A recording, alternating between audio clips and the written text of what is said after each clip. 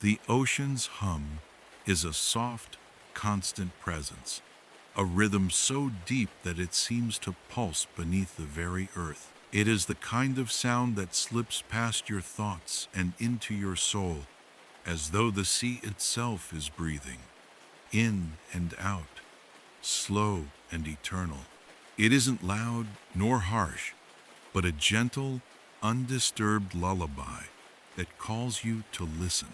The wind carries this tune, its whispers faint but insistent, curling around your ears, tugging at the edge of your consciousness. If you dare to listen, if you close your eyes and feel the breath of the world on your skin, you might catch it, the faint echo of something ancient, something long forgotten, but not entirely lost. The call of Atlantis. Maybe it's not the place we imagine it to be, a city of gold and marble, a lost civilization swallowed by the waves. Perhaps it was never lost at all. Maybe it's simply been asleep, resting beneath the vast blue depths for millennia, waiting for the moment when the world would remember it. Not the city itself, not the ruins that remain, but the dream that once thrived there. Atlantis wasn't a legend or a myth. It was a memory, waiting to awaken, waiting for the dreamers to return. Do you hear it? The voice is soft, as though it's coming from somewhere deep within the earth itself, a whisper born from the ocean's depths. It carries with it the weight of something older than time, something that has been waiting, hidden in the shadow of the world. The sea calls out to those who are willing to listen, not to find, but to remember. This isn't just a story. This is a call to the forgotten parts of us, the pieces that are buried under the weight of the modern world. Atlantis, the city of dreams, calls to us from beyond the horizon, its memory tugging at us like the tide pulling at the shore. It has been here all along, not hidden away, but waiting for us to awaken. The myths we've heard of Atlantis, those stories that have slipped into the cracks of history, are they just stories? Or are they something more? Perhaps they're not the fables of the ancients, but echoes of a time so distant that we can't touch it with our hands. Could it be that the legends aren't lies, but fragments of a forgotten truth? A place where the oceans themselves danced, and the sky was alight with the glow of gods we no longer remember? And as we stand at the edge of the world, gazing out at the horizon where the sea meets the sky, we hear it a whisper, soft but clear, that calls us to the depths. We feel it in our bones, this ancient pull, this invitation to remember what has been lost. Atlantis is not gone. It was never lost. It was simply waiting. There are some places in the world that carry with them the weight of a story, a history too grand to be fully understood by those who walk on the land above. Atlantis is one of those places, and though we have forgotten its name, its shape, its purpose, it has not forgotten us. It has been here all along, watching and waiting for the moment when we would call it by name again. The water moves in slow waves, the surface reflecting the light of the dying Sunday. There's a sense of peace here, a quietness that wraps itself around you like a familiar embrace. It's as though the sea knows you, as though it has been waiting for you to return.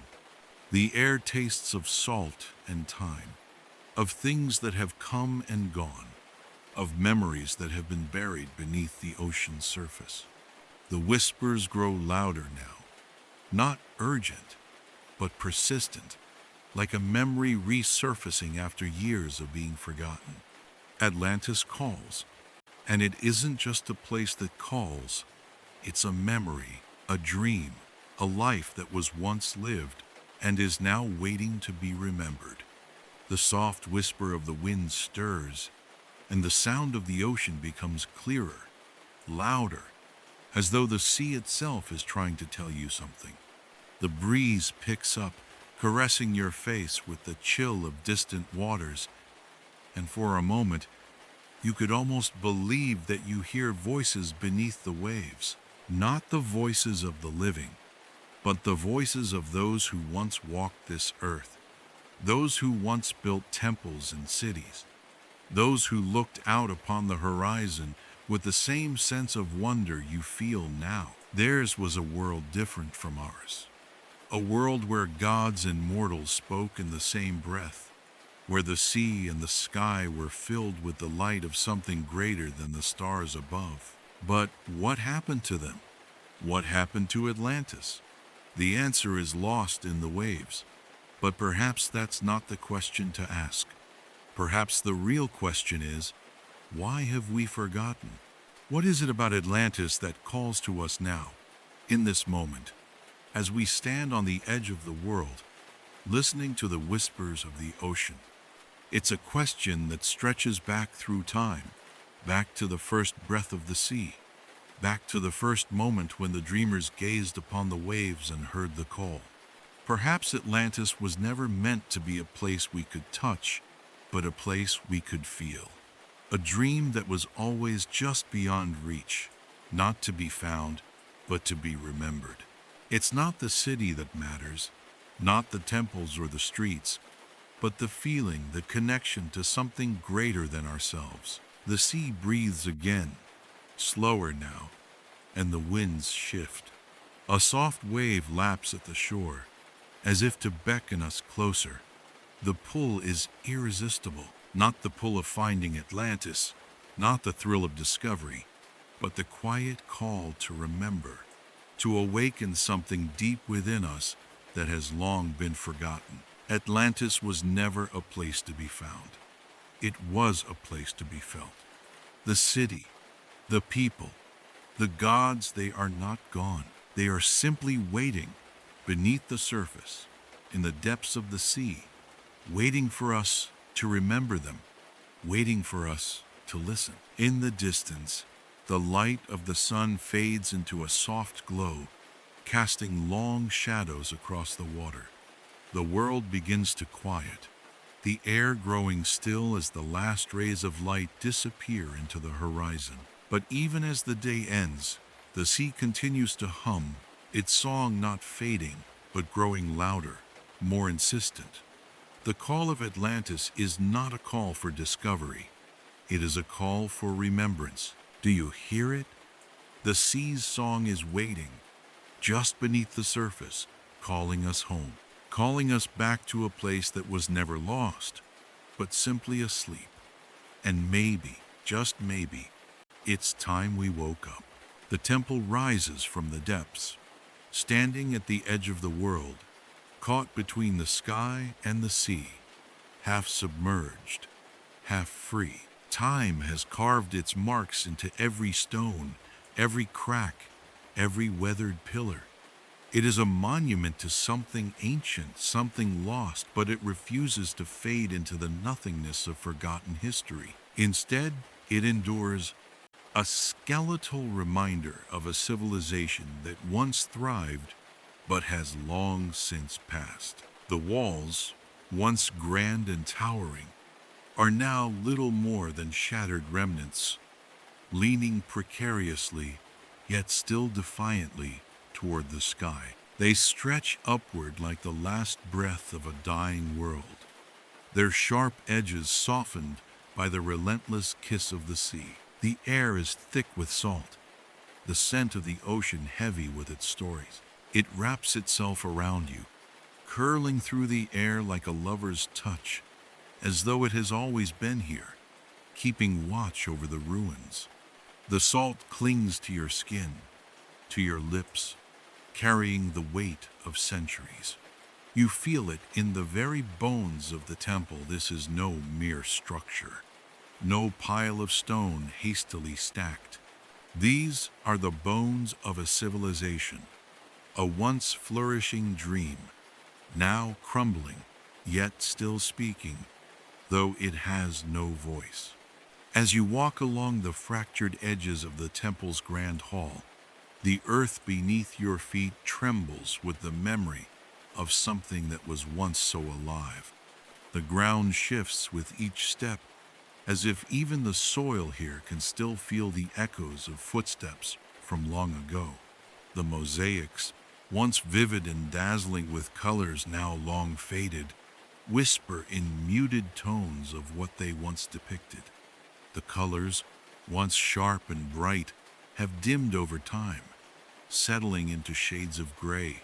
It is as though even the walls of the temple have grown tired of waiting, resigned to the slow pull of the tides, surrendering to the passage of time. The path through the temple leads you deeper into its heart, into the very core of its forgotten grandeur. The pillars that once stood like silent sentinels to the gods are now broken, their forms half swallowed by the water, half cradled by the earth. The carvings on the stone are faint, smoothed by centuries of exposure. But still you can make out the shapes, the outlines of gods and kings, of men and women who once walked these halls. You trace your fingers over the worn edges of a broken pillar, feeling the cool stone beneath your touch. It's almost as if you're trying to pull the memories from the stone itself, to pull something long lost back into the world. A ripple crosses the water, a soft movement that seems so delicate, so slight, yet it stirs something deeper within you. It's as though the sea itself is reaching for you, calling to you, urging you to listen, to remember. For just a moment, the world around you quiets, the wind dies, the waves still, and the only sound you hear is the slow, rhythmic pulse of the ocean. A whisper, faint but unmistakable, rides the breeze, deep and soothing yet unsettling. The water, the air, the very land beneath your feet seem to hold their breath. And then you remember. The truth settles over you like a shroud, heavy yet undeniable. Atlantis was never just a place. It was a story, a dream that existed not only in the hearts of the people who built it, but in the very fabric of time itself. Atlantis is not lost. It is simply forgotten. Not gone, but asleep, waiting, hidden beneath the waves for those who dare to listen, for those who dare to remember. As you pass through the broken archway, the one that once marked the grand entrance to the temple, you feel the shift in the air, as if you are stepping into another time. The ruins seem to breathe with you, as if acknowledging your presence, as if the very stone recognizes that you have returned to its hallowed halls. And as you move deeper into the temple, something stirs. You could almost hear it, the faintest echo, like a whisper carried on the wind, the distant murmur of voices that once filled these halls, the sound of laughter, of songs sung, of life that once flowed through the corridors like a river, so full of energy and purpose. For a moment, you can almost see them, figures moving among the ruins, dressed in clothes of shining cloth, their faces illuminated by the soft, golden light that once bathed this sacred place. The gods, those ancient beings who once walked among mortals, must have been pleased here. Their whispers are still present, lingering in the air, like ghosts trapped between worlds, unable to leave, but unwilling to speak. The winds that pass through the temple's broken columns seem to carry their words, though the words themselves are lost to time. The gods are silent now, their voices swallowed by the waves, but they are not gone. They remain in the echoes, in the very essence of this place, as though their presence never truly left. You pause for a moment, standing in the center of what was once a grand hall. The sound of the ocean seems to fill the space around you, the soft crash of waves against stone blending with the wind's song, creating a symphony of nature's voices. There is a deep stillness in the air, but it is not an empty silence. It is the silence of something that has always been here, something that has never fully departed, something that waits for the right moment to be remembered again. But where are they now? Those gods, those dreamers who once stood beneath these arches, offering their prayers to the heavens. Where have they gone? And why has their temple fallen into ruin? Was it truly the sea that took them, or was it something else, something deeper, something more insidious, that claimed not only the city of Atlantis, but the very heart of its people? You move through the temple, following the path laid out by the broken mosaics, stepping carefully over the jagged stones that once formed the intricate designs beneath your feet. Each piece of the mosaic is a story, a tiny fragment of a larger whole, and yet the picture is now incomplete. The colors are faded, but there is beauty in the imperfection, a quiet sadness that clings to every shattered fragment. The further you go, the more the air seems to change.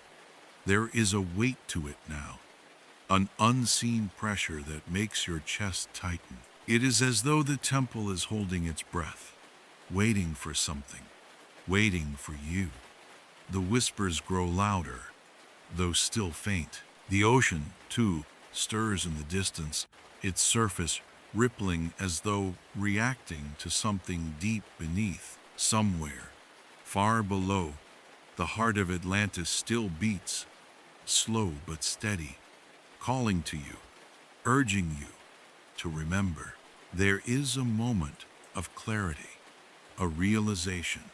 This temple, this place, it is not merely a ruin, it is a memory, a living, breathing memory that stretches across time and space. It has been preserved not in stone, but in the very soul of the sea. The gods, the people, the stories, they are all here, suspended between the waves and the air, waiting for the moment when the world will remember them again. The stone walls of the temple are not just cold, lifeless structures. They are vessels for the past, holding within them the whispers of forgotten gods, the laughter of those who once danced in these halls. The broken columns are not just fragments. They are the broken hearts of those who watched their world fade away into myth. And you, standing here, are not just a visitor. You are part of the story. You are part of the dream. And then, as if to answer your silent question, the sea shifts once more. A deeper movement now, a current that stirs far beneath the surface, a rumble from the depths that reverberates through the stones. The ocean is waking, and with it, the temple seems to come alive. The broken walls groan, the columns tremble, as if they are slowly remembering what they were, what they once stood for. Perhaps the gods are not as silent as they seem. Perhaps they have been watching, waiting for someone to come, to listen, to remember. You turn, gazing out across the horizon, where the sea stretches into the infinite. Atlantis may be gone from the surface of the earth, but it is not lost. It is waiting beneath the waves, beneath the stone, beneath the memories of those who once lived here. It is not gone.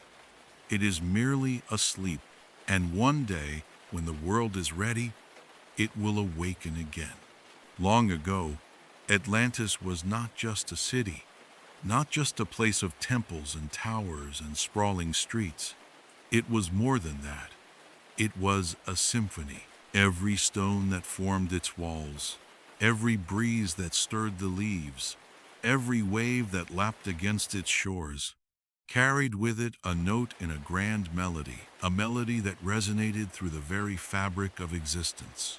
The city itself was a living composition, an orchestration of nature and humanity intertwined. with every element of the world contributing to the song. The people of Atlantis, the dreamers, understood something that no other civilization had ever known.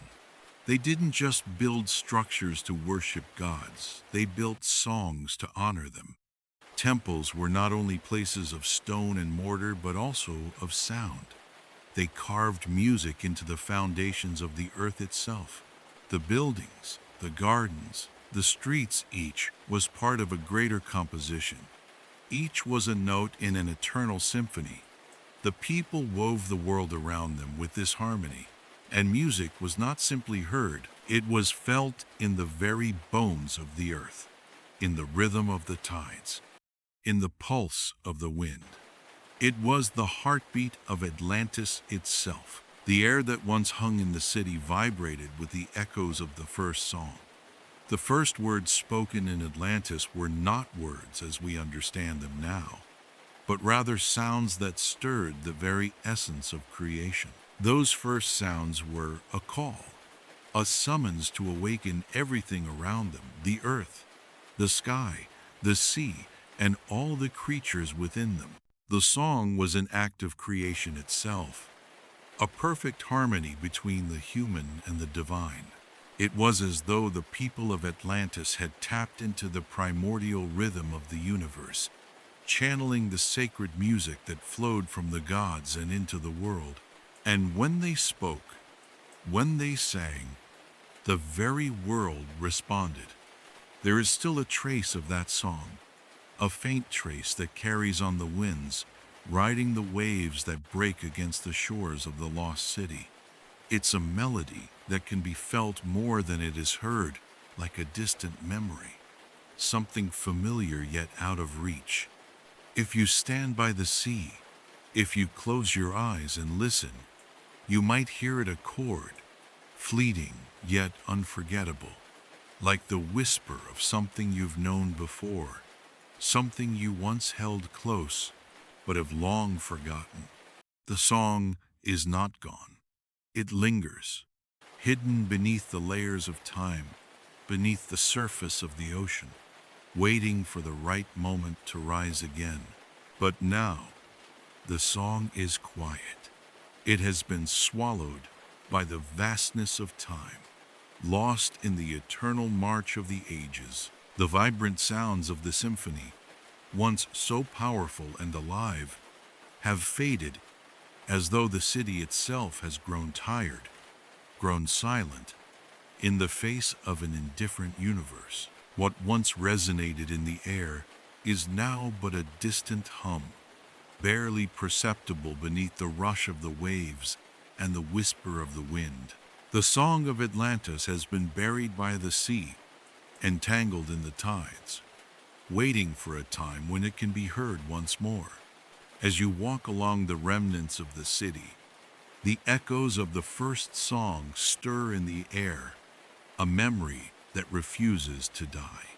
The ruins, the crumbled stone, the broken pillars, they are not just remnants of a city that fell, they are part of the song, each shard, each fragment, carrying the resonance of something greater. The wind that flows through the ruins, the water that laps against the broken walls, they all still carry the notes of a forgotten symphony, a song that was born in the very heart of Atlantis. There are moments when the breeze shifts, when the waves fall just right against the shore, when you might swear that you can hear the faintest trace of a melody, an ancient lullaby, a hymn to the gods, a love song to the earth and sky. If you listen carefully enough, you might feel it in your chest, a vibration deep inside, as though the song is not just something external, but something that pulses through your own veins, a part of you, a part of the world you've always known but never truly understood. In those moments, when the song stirs in the air, it's as if the very essence of Atlantis rises to greet you. The city, though lost to the sea, is not gone. It lives on in the air, in the water, in the earth beneath your feet. It's not just a place, it's a presence. It's a memory, alive and breathing, woven into the fabric of the world itself. The song is not just a thing of the past. It exists in the present, in the spaces between the waves, in the winds that blow across the forgotten streets, in the hearts of those who still remember. The people of Atlantis did not simply live in their city. They existed within the song. Their lives were part of a larger composition, a harmonious blending of the human and the divine, where each individual was a note, a melody in a grand, eternal symphony. The gods, too, were a part of this music, their voices mingling with those of the people, their whispers carried by the wind, their movements reflected in the flow of the tides. The city, with its towering spires and graceful arches, was not just a physical place but a manifestation of this divine music. A city built to honor the song of creation itself. When the people of Atlantis spoke, they did not just communicate, they sang. When they moved, they did not simply walk, they danced. Every action, every word, every gesture was an expression of the song, a reflection of the divine harmony that ran through everything. Even the way the city was built, the temples, the palaces, the streets, everything was designed to enhance the music, to amplify the song. The walls were not just barriers, they were resonators, channels for the divine melody to flow through. The fountains, the gardens, the markets, they were not just places of commerce and activity.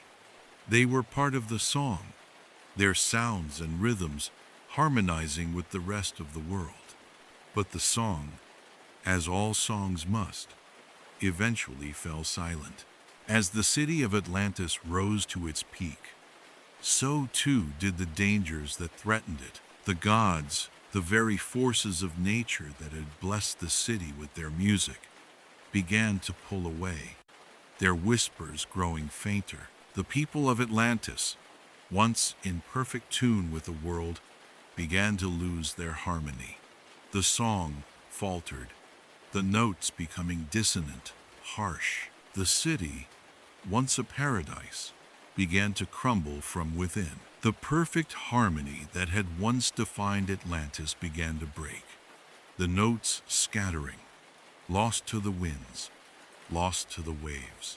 And then, the inevitable happened. The city of Atlantis, caught in its own dissonance, fell silent. The song stopped. The gods withdrew. The harmony shattered. And Atlantis was swallowed by the sea. But even now, as the world moves on, the song does not die. It lingers in the echoes of the past, in the rhythm of the tides, in the pulse of the earth. If you listen closely enough, you can still hear it, faintly, as though it is just beyond your reach, waiting for someone to hear it, waiting for someone to remember. The song of Atlantis may have been silenced by time, but it is not lost. It is simply waiting to be rediscovered, waiting for those who dare to listen, waiting for those who dare to dream. And so, as you stand on the shores of the lost city, the wind carrying the scent of salt and history, you feel it too. The faintest echo of the first song. It calls to you, a whisper that stirs something deep within, something you cannot quite name but feel as if you have always known. The song of Atlantis is not gone. It is merely waiting for the right moment to rise again, to be heard once more. And when it does, when the first notes begin to swell again, the world will remember. The city will awaken, and the symphony will play on, as it always has, as it always will. Long ago, Atlantis was not just a city, not just a place of temples and towers and sprawling streets. It was more than that. It was a symphony. Every stone that formed its walls, every breeze that stirred the leaves, Every wave that lapped against its shores carried with it a note in a grand melody, a melody that resonated through the very fabric of existence.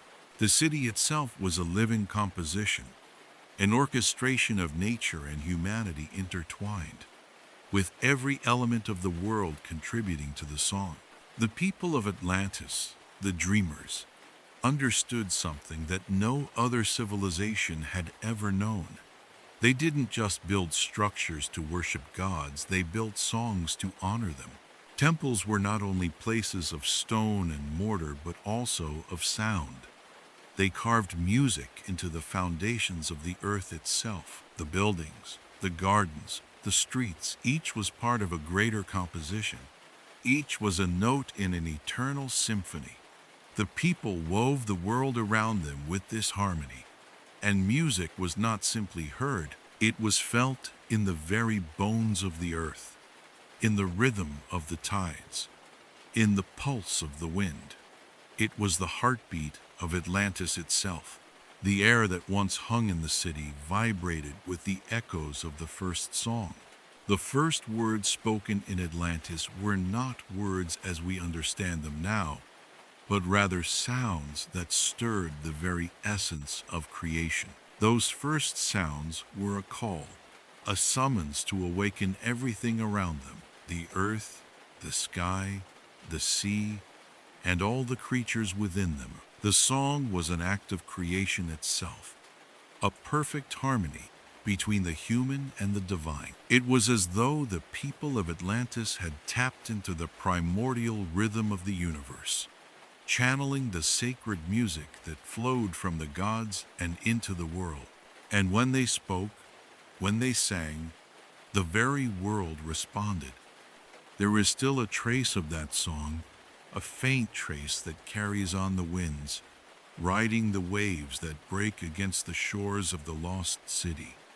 It's a melody that can be felt more than it is heard, like a distant memory, something familiar yet out of reach. If you stand by the sea, if you close your eyes and listen, you might hear it a chord, fleeting yet unforgettable, like the whisper of something you've known before, something you once held close but have long forgotten. The song is not gone. It lingers, hidden beneath the layers of time, beneath the surface of the ocean, waiting for the right moment to rise again. But now, the song is quiet. It has been swallowed by the vastness of time, lost in the eternal march of the ages. The vibrant sounds of the symphony, once so powerful and alive, have faded, as though the city itself has grown tired, grown silent in the face of an indifferent universe. What once resonated in the air is now but a distant hum, barely perceptible beneath the rush of the waves and the whisper of the wind. The song of Atlantis has been buried by the sea, entangled in the tides, waiting for a time when it can be heard once more. As you walk along the remnants of the city, the echoes of the first song stir in the air, a memory that refuses to die. The ruins, the crumbled stone, the broken pillars, they are not just remnants of a city that fell, they are part of the song, each shard, each fragment, carrying the resonance of something greater. The wind that flows through the ruins, the water that laps against the broken walls, they all still carry the notes of a forgotten symphony, a song that was born in the very heart of Atlantis. There are moments when the breeze shifts, when the waves fall just right against the shore, when you might swear that you can hear the faintest trace of a melody, an ancient lullaby, a hymn to the gods, a love song to the earth and sky. If you listen carefully enough, you might feel it in your chest, a vibration deep inside, as though the song is not just something external, but something that pulses through your own veins. A part of you, a part of the world you've always known but never truly understood. In those moments, When the song stirs in the air, it's as if the very essence of Atlantis rises to greet you. The city, though lost to the sea, is not gone. It lives on in the air, in the water, in the earth beneath your feet. It's not just a place, it's a presence. It's a memory, alive and breathing, woven into the fabric of the world itself. The song is not just a thing of the past. It exists in the present, in the spaces between the waves, in the winds that blow across the forgotten streets, in the hearts of those who still remember. The people of Atlantis did not simply live in their city. They existed within the song. Their lives were part of a larger composition, a harmonious blending of the human and the divine, where each individual was a note, a melody in a grand, eternal symphony. The gods, too, were a part of this music, their voices mingling with those of the people, their whispers carried by the wind, their movements reflected in the flow of the tides. The city, with its towering spires and graceful arches, was not just a physical place but a manifestation of this divine music. A city built to honor the song of creation itself. When the people of Atlantis spoke, they did not just communicate, they sang. When they moved, they did not simply walk, they danced. Every action, every word, every gesture was an expression of the song, a reflection of the divine harmony that ran through everything. Even the way the city was built, the temples, the palaces, the streets, everything was designed to enhance the music, to amplify the song. The walls were not just barriers, they were resonators, channels for the divine melody to flow through. The fountains, the gardens, the markets, they were not just places of commerce and activity, they were part of the song, their sounds and rhythms harmonizing with the rest of the world. But the song, as all songs must, eventually fell silent. As the city of Atlantis rose to its peak, so too did the dangers that threatened it. The gods, the very forces of nature that had blessed the city with their music, began to pull away, their whispers growing fainter. The people of Atlantis, once in perfect tune with the world, began to lose their harmony. The song faltered, the notes becoming dissonant, harsh. The city, once a paradise, began to crumble from within. The perfect harmony that had once defined Atlantis began to break, the notes scattering, lost to the winds, lost to the waves. And then the inevitable happened. The city of Atlantis, caught in its own dissonance, fell silent. The song stopped. The gods withdrew. The harmony shattered, and Atlantis was swallowed by the sea. But even now, as the world moves on, the song does not die. It lingers in the echoes of the past, in the rhythm of the tides, in the pulse of the earth. If you listen closely enough, you can still hear it, faintly, as though it is just beyond your reach, waiting for someone to hear it, waiting for someone to remember. The Song of Atlantis may have been silenced by time, but it is not lost. It is simply waiting to be rediscovered, waiting for those who dare to listen, waiting for those who dare to dream. And so, as you stand on the shores of the lost city, the wind carrying the scent of salt and history, you feel it too, the faintest echo of the first song. It calls to you, a whisper that stirs something deep within, something you cannot quite name, but feel as if you have always known. The Song of Atlantis is not gone. It is merely waiting for the right moment to rise again, to be heard once more. And when it does, when the first notes begin to swell again, the world will remember, the city will awaken, and the symphony will play on as it always has, as it always will. One cannot speak of Atlantis without speaking of the dreamers, for it was they who breathed life into the myth, who saw the city not merely as a place, but as a vision, one that stretched beyond the boundaries of time, beyond the horizons of the known world. The dreamers were the first to hear the whispers of the deep, the first to understand the language of the sea. To them, the ocean was not a barrier, but a bridge. It spoke to them in ways that others could not comprehend, revealing secrets buried far beneath the surface, in the heart of the world itself. They were the ones who saw what was hidden, who caught glimpses of a world that existed both in the present and far beyond it. They glimpsed the impossible and reached for it, pulling its distant shadows into their waking lives. Among these dreamers was Eryx, the first to walk the delicate line between waking and sleeping. He was not like the others. While they saw the world through their earthly eyes, Eryx saw it through something deeper, something older, something that stretched into the very fabric of existence. Eryx was not merely a man of flesh and bone.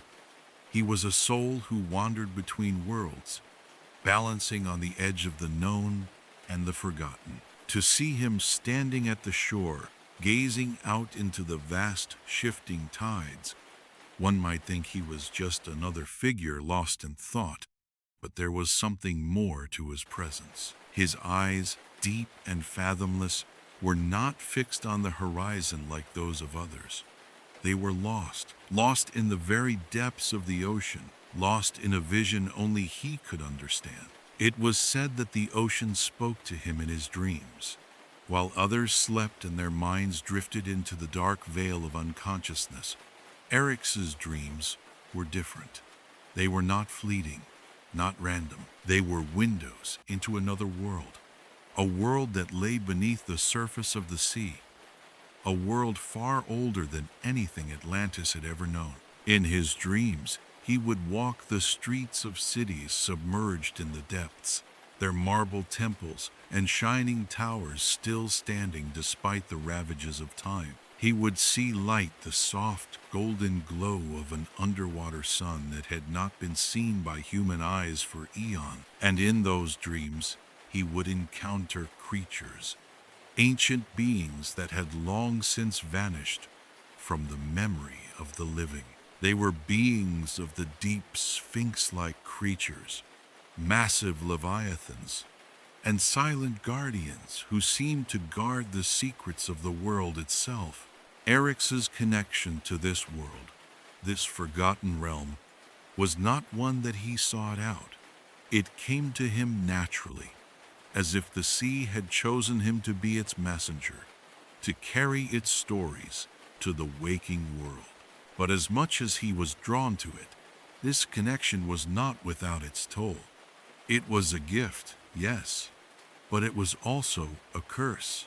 The line between waking and sleeping began to blur. The visions that came to him in dreams became so vivid, so real, that it was as though they were happening in the present moment. And when he awoke, the world around him seemed dull in comparison to the beauty and wonder he had seen beneath the waves. The people of Atlantis, the city of lights and dreams, seemed so small to him now.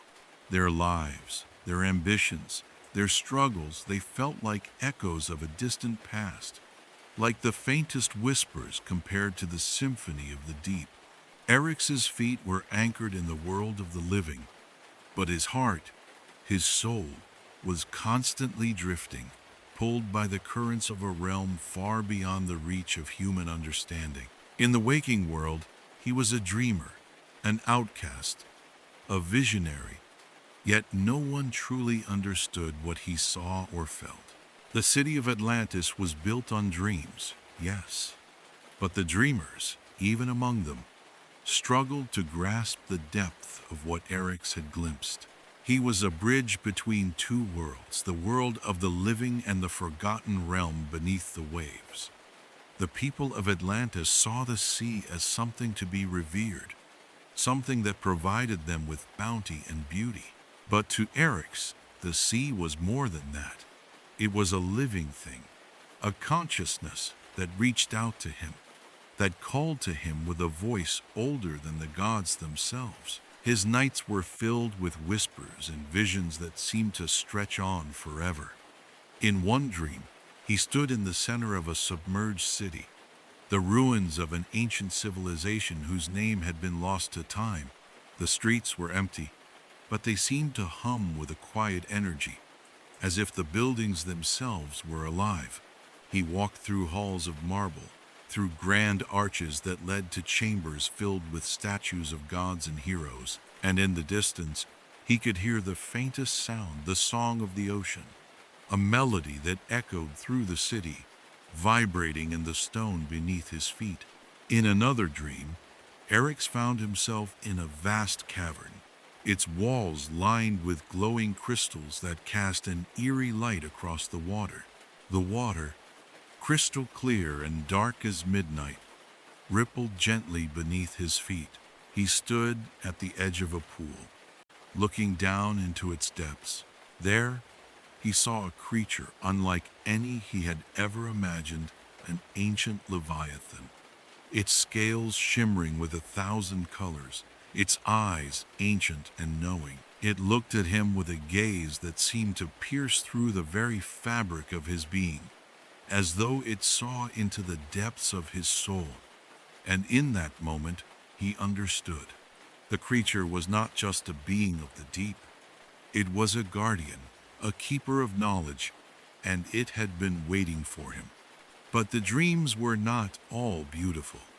They were not all visions of light and wonder. There were dark dreams, two visions of storms that would rise from the depths, of waves so massive they could swallow the city of Atlantis whole.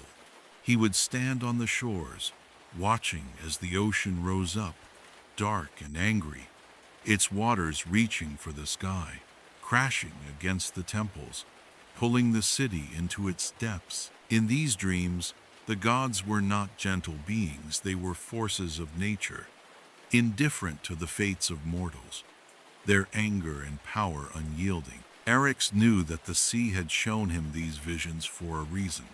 The ocean was not simply a force of nature, it was alive, it was aware, and it was trying to communicate something important. Something about Atlantis, something about its future. But Eric's could not fully comprehend it. His dreams had shown him the beauty and the terror of the deep, but they had not shown him a way to stop what was coming. The future of Atlantis was a shadow that loomed over him, a prophecy that whispered in the back of his mind, growing louder with every passing day. He tried to warn the leaders of Atlantis, tried to share his visions with them, but they dismissed him, calling him a dreamer, a madman. The sea is our ally, they would say. It gives us life. It brings us bounty. It will not harm us. But Eric's knew better. He had seen what lay beneath the waves, and it was not just beauty, it was danger.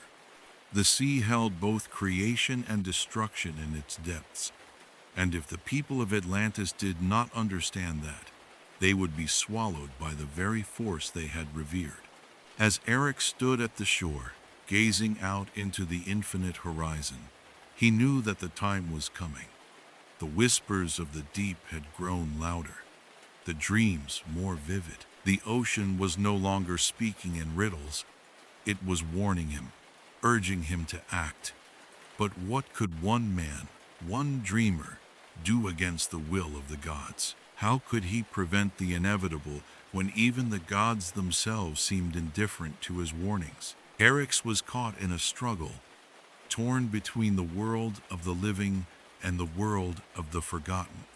His connection to the ocean, to the deep, had become both a gift and a curse. It had shown him the wonders of the ancient world, but it had also revealed to him the darkness that threatened to consume it. Atlantis was not just a city, it was a dream, a fragile dream. And dreams are often the first to fall when the world begins to crumble. In the end, Eryx would have to choose. Would he remain a dreamer, standing on the edge of the world, watching as his vision of Atlantis slipped away? Or would he take the risk, follow the whispers of the deep, and try to save the city he loved, even if it meant walking into the unknown, into the very heart of the storm? The choice was his, but the consequences were beyond his understanding. The people of Atlantis had long lived in harmony with the sea. To them, it was not just a source of life, it was a partner, a companion that fed them, nurtured them, and protected them from the storms that sometimes threatened the distant shores. They built their city in its embrace, rising above the waves like a dream made flesh, a vision of perfection set against the vastness of the ocean. But while the people marveled at the beauty of their world, they did not truly understand the power of the sea. They did not understand its hunger. They saw it as a friend, but the sea, as old as time itself, held secrets that only the dreamers truly heard, the deep whispers of its restless, eternal longing. Atlantis, beautiful as it was a fragile dream. It had been built atop the shifting sands of time, and no dream, no matter how grand, could withstand the test of eternity. The dreamers, like Eryx, had felt it coming, in awareness that the harmony they had lived in was only temporary. The sea, with its calm and tranquil surface, hid a force beneath that was unknowable, unstoppable. And the dreamers whispered of storms that would not come from wind and rain, but from the depths of the ocean itself, storms that would swallow not just cities or lives, but time itself. They spoke of waves that could erase history, that could drown the past and the future together in a single, merciless rush. It was a warning, one that would soon unfold before their very eyes. The great shifting began slowly, almost imperceptibly. It started with the tides. At first, they rose higher than usual, creeping up the shores with an eerie consistency. The water, once gentle and obedient to the rhythm of the moon, began to push against the land as if it had grown restless, as if it sought to break free from its ancient bonds. The people watched with confusion and curiosity. It was not unusual for the sea to rise and fall with the seasons, but this felt different. There was a weight to it, a deep, rumbling force that no one could quite explain.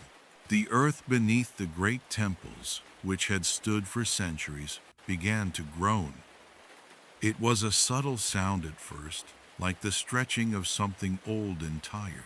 The stone beneath their feet trembled, as if waking from a long slumber, as though it had been cradled by the ocean for too long, and was now, slowly, unwillingly, starting to shift. The vibrations grew stronger, the ground pulsing with the power of something far greater than mere earthquakes. The people felt it in their bones, a quiet alarm, a sense of something far more dangerous than they could comprehend. Atlantis, once a shining jewel above the waters, began to sink. It was as though the ocean had always held it in its grasp, and now, as if in response to some ancient call, the city was returning home, returning to the depths where it had been born. The seas had whispered of this moment for centuries, and now the time had come for Atlantis to fulfill its destiny. The city did not fall. Not in the way one might imagine. There were no violent cracks, no crumbling walls or screaming desperate citizens. Instead, it was as though the city itself was sinking slowly, gently, as if the earth had grown tired of bearing it. The magnificent temples, the great halls, the statues of gods, all of them seemed to bow their heads to the ocean, yielding to the slow pull of the tide. It was a quiet surrender, a slow and deliberate return to the sea. But not all the dreamers understood.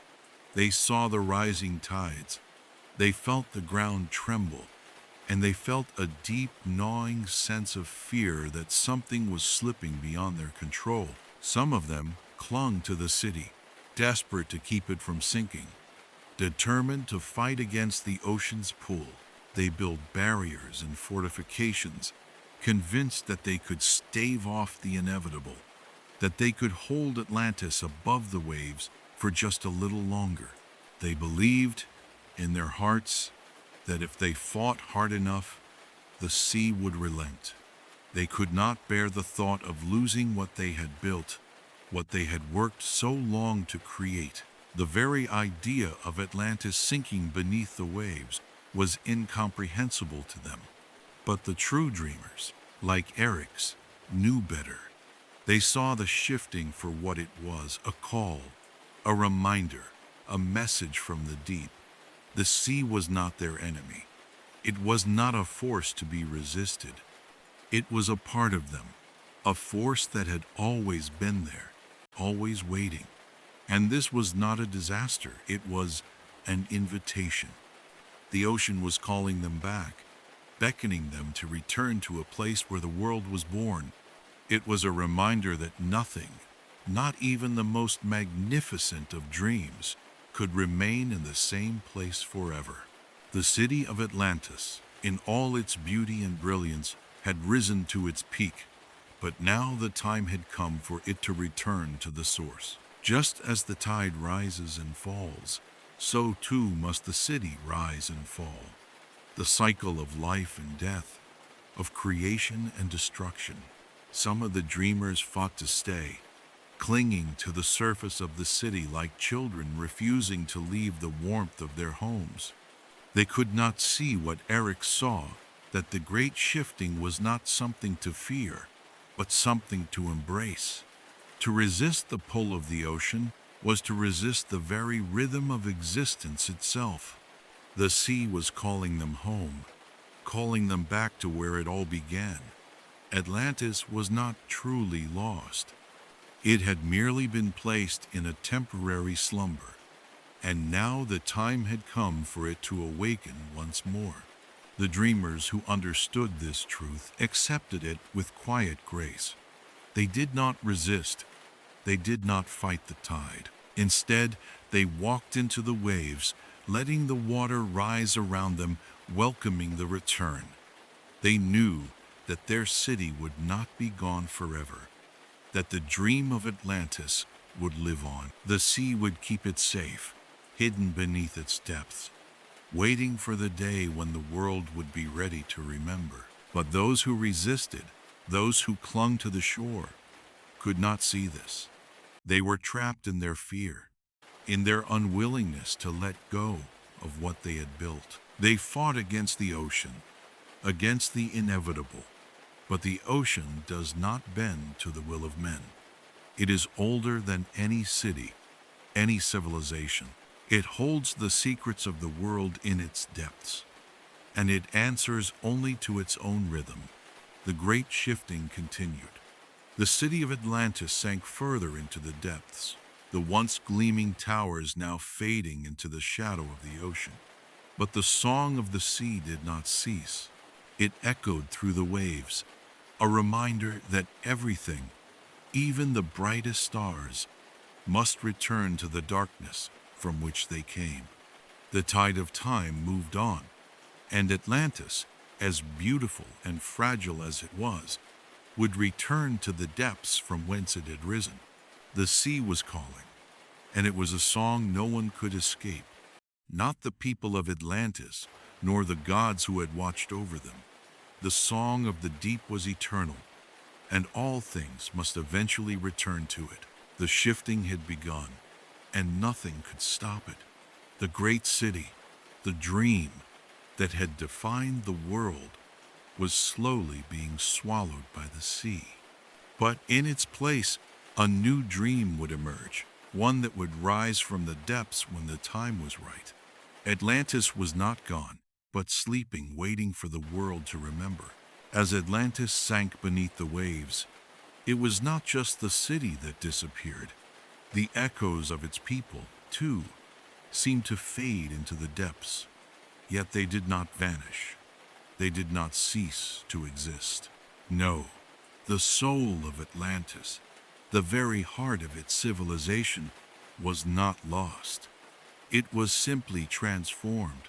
The people who had once thrived upon its sunlit shores were now dancing beneath the waves, their steps unbroken, their movements etched into the deep like a forgotten rhythm that had been waiting for the right moment to be remembered. The ocean, that vast and ancient body of water that had cradled Atlantis for so long, seemed to hum with the ghosts of those who had once lived there.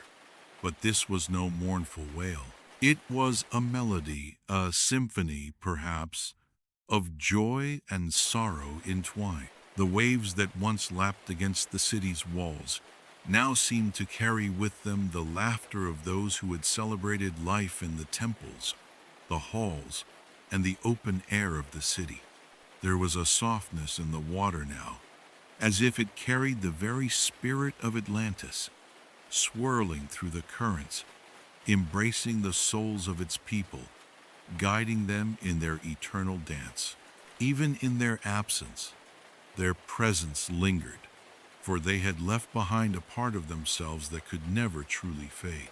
Their joy, their sorrow, their lives were woven into the very fabric of the ocean. To the living, Atlantis was now nothing more than a collection of ruins, submerged temples, broken pillars, and empty streets lying under the ocean's cool embrace. But to those who knew how to listen, it was much more than that. The ruins, once a place of bustling life, had become something entirely different. They had become sanctuaries, temples of the soul, where the spirits of those who had once walked the land could now dwell. No longer bound by the constraints of time or place, these souls were free to continue their existence in harmony with the tides, their movements preserved in the swirls of the water, the whispers of the sea. It is said that at twilight, if you listen closely enough, you can still hear the faintest sound of their steps, the soft brush of a foot against the sandy ocean floor, the gentle swish of robes in the current, the echo of voices singing in harmony with the rhythms of the waves.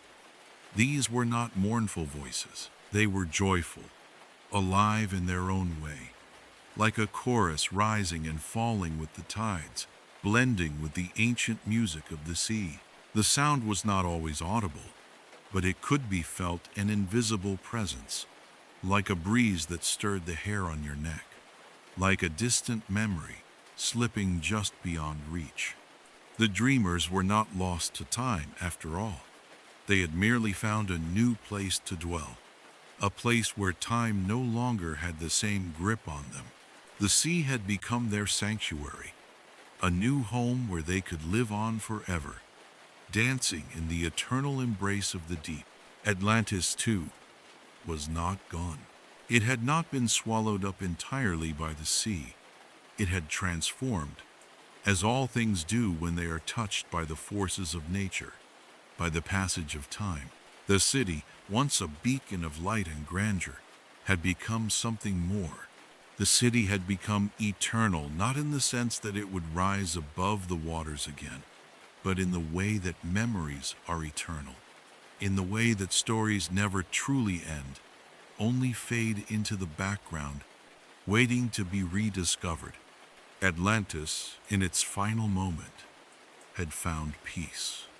It had been swallowed by the sea, yes, but in doing so, it had become something that could not be destroyed, something that would never fade into nothingness. The ocean had taken it, yes, but it had given it back. Atlantis was now woven into the very current of the sea, a part of the eternal ebb and flow of time.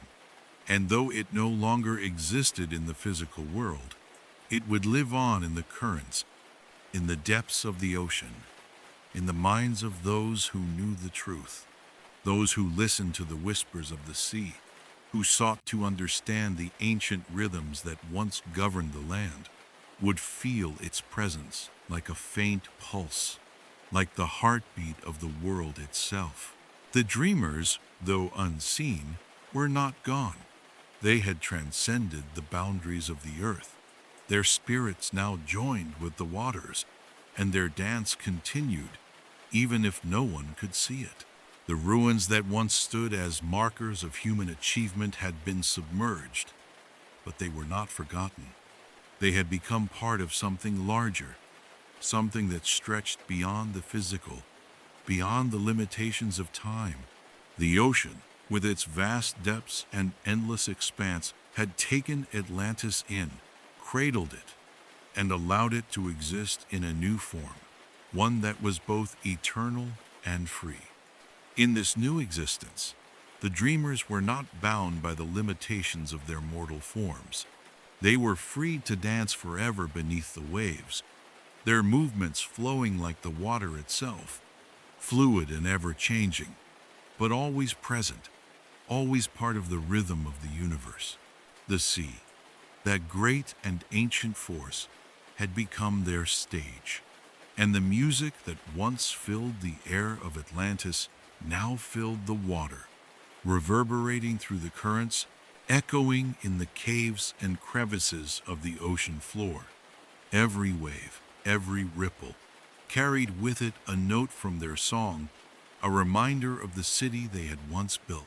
The people of Atlantis had danced in life, and they continued to dance in death, though it was not a death in the traditional sense. They had transcended it, becoming part of something far greater. Their legacy was not bound to the land. It was now a part of the world's eternal song, a melody that would never fade, even as the city itself had disappeared beneath the waves. In the years that followed, the world above the sea would move on, and Atlantis would become little more than a myth, a story told by sailors and wanderers, a tale that drifted like a distant memory through the generations. But those who ventured near the waters, those who sought out the truth of Atlantis, might still feel it, the faintest pulse of something beneath the surface. They might still hear the whispers, carried on the wind, or catch a glimpse of movement in the water, as if the city was not gone, but simply resting, waiting for those who still believed. Atlantis had not disappeared. It had simply transformed, and its transformation had made it eternal, not just in the minds of those who remembered, but in the very essence of the world itself. It was a city that could never truly die, for its spirit had become a part of the sea, a part of the earth, a part of the universe's endless rhythm. And so, the dreamers of Atlantis danced on, their steps a silent echo beneath the waves, a forgotten rhythm that would never fade. The ocean had claimed them, but it had also given them a place where they could live forever, where they could continue to dance the dance of creation, of joy, of sorrow, and of life itself. Atlantis had become a sanctuary, not just for the city, but for the spirit of what it had once been, a dream that lived on, eternal and unbroken. The depths of the ocean, serene and vast, held more than just the ruins of Atlantis. Beneath the waves, where the city had once stood in brilliant light and grand architecture, there was a stillness, a strange peace that spoke only to the dead and the forgotten. Yet not all was as tranquil as it seemed, for amidst the broken columns and submerged temples, Eryx, the dreamer, walked alone. His footsteps were silent in the water, his figure barely more than a shadow among the wreckage of what had once been the crown jewel of the world. For Eryx, the return to the depths was not a peaceful surrender. It was a slow and painful process, one that stretched across the fragile threads of his sanity. He had always been different from the others, while the people of Atlantis had lived their lives in harmony with the sea. Eric's had seen beyond the horizon. He had touched something greater, something far beyond the ordinary world. And now, as the sea claimed the city, as the temples and streets sank into the abyss, Eric's found himself caught between two worlds.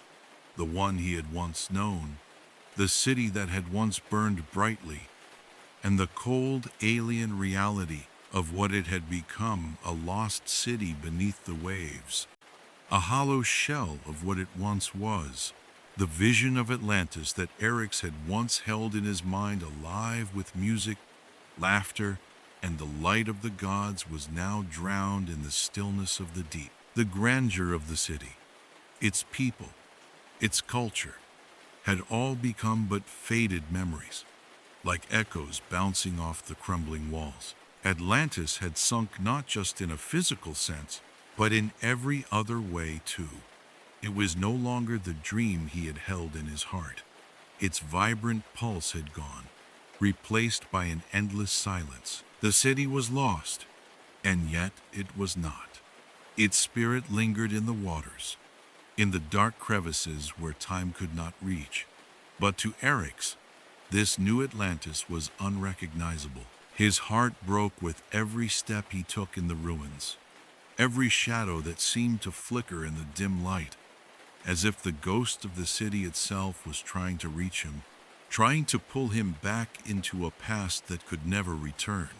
Eric's wandered the sunken city like a lost soul, his every movement a reminder of what was gone. The sound of his own breathing, muffled by the water, was the only noise in the stillness. The ruins stretched out before him, like a labyrinth of memories, broken walls, shattered columns, fading mosaics of gods and heroes now washed away by the tides. He wandered through the remains of what once had been grand halls, the echoes of forgotten voices brushing against his mind. He would speak to them, though he knew there would be no answer, no reply to the questions he had asked for so long. "Where are you?" he would whisper into the void.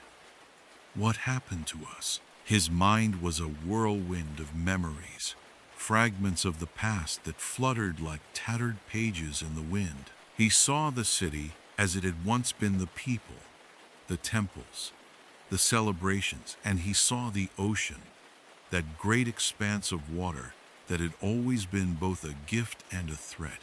He had always known that Atlantis was fragile, built on dreams and visions, but never had he imagined that the sea would take it all. And yet, here he was, in the ruins of the city, alone in the dark depths, seeking solace among the fallen stones of his past. The people of Atlantis had embraced their new home beneath the waves.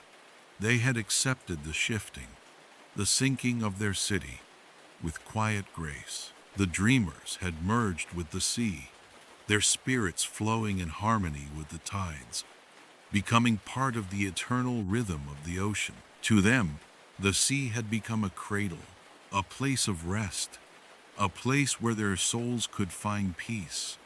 But Eric's could not accept it. He could not simply let go of the life he had known, the world he had once loved.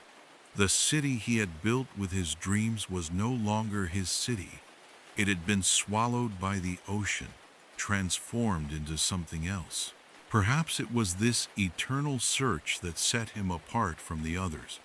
While they had found peace in their new existence, Eric's could not. He had been the first to dream of Atlantis, to see the world not just as it was, but as it could be, a place of harmony, of gods and men united in their song. He had dreamed this city into being, and now he could not stop dreaming. But it was a dream that had become a nightmare, a dream of a world that was slipping through his fingers, a world that could never return. The water around him was cold and unyielding, its currents dragging him deeper into the heart of Atlantis. He would pause every so often, reaching out to touch the remnants of the city, an ancient column, a mosaic that had once sparkled in the light, a statue of a forgotten god. Each piece of the city was a memory, a part of the dream that had once filled the world with light. But now, those memories were fading, slipping away like the water that had swallowed the city. The gods were gone. The people were gone. The music, the laughter, the songs, they were all lost to the depths. Still, Eryx could not bring himself to leave. He could not abandon the ruins of the city, even though he knew it was futile. The dream that had once lived so brightly in his heart was now a fading echo, a whisper that slipped just beyond reach. The city, as it had been, no longer existed. Atlantis had been destroyed, not just physically, but in every way that mattered. And yet, here he was, holding on to the fragments of a world that no longer could be. "Why won't you speak to me?" he asked the ruins, his voice breaking through the silence. "Where have you gone? Why has it all fallen apart?" His words echoed through the empty halls, bouncing off the stone walls, but there was no answer. No response from the ruins, no voice from the past. The city was gone, and with it, the dreamers had vanished. But Eryx could not let go. He could not move on. His dreams had been too vivid, too real, for him to simply walk away from them. The truth of the matter was that Eryx was torn. He was caught between two worlds, the world of the living, which had moved on, and the world of the lost, where the echoes of Atlantis still lingered. The dreamers, who had once walked among the gods, had accepted their fate. They had let the ocean take them, become part of its eternal rhythm.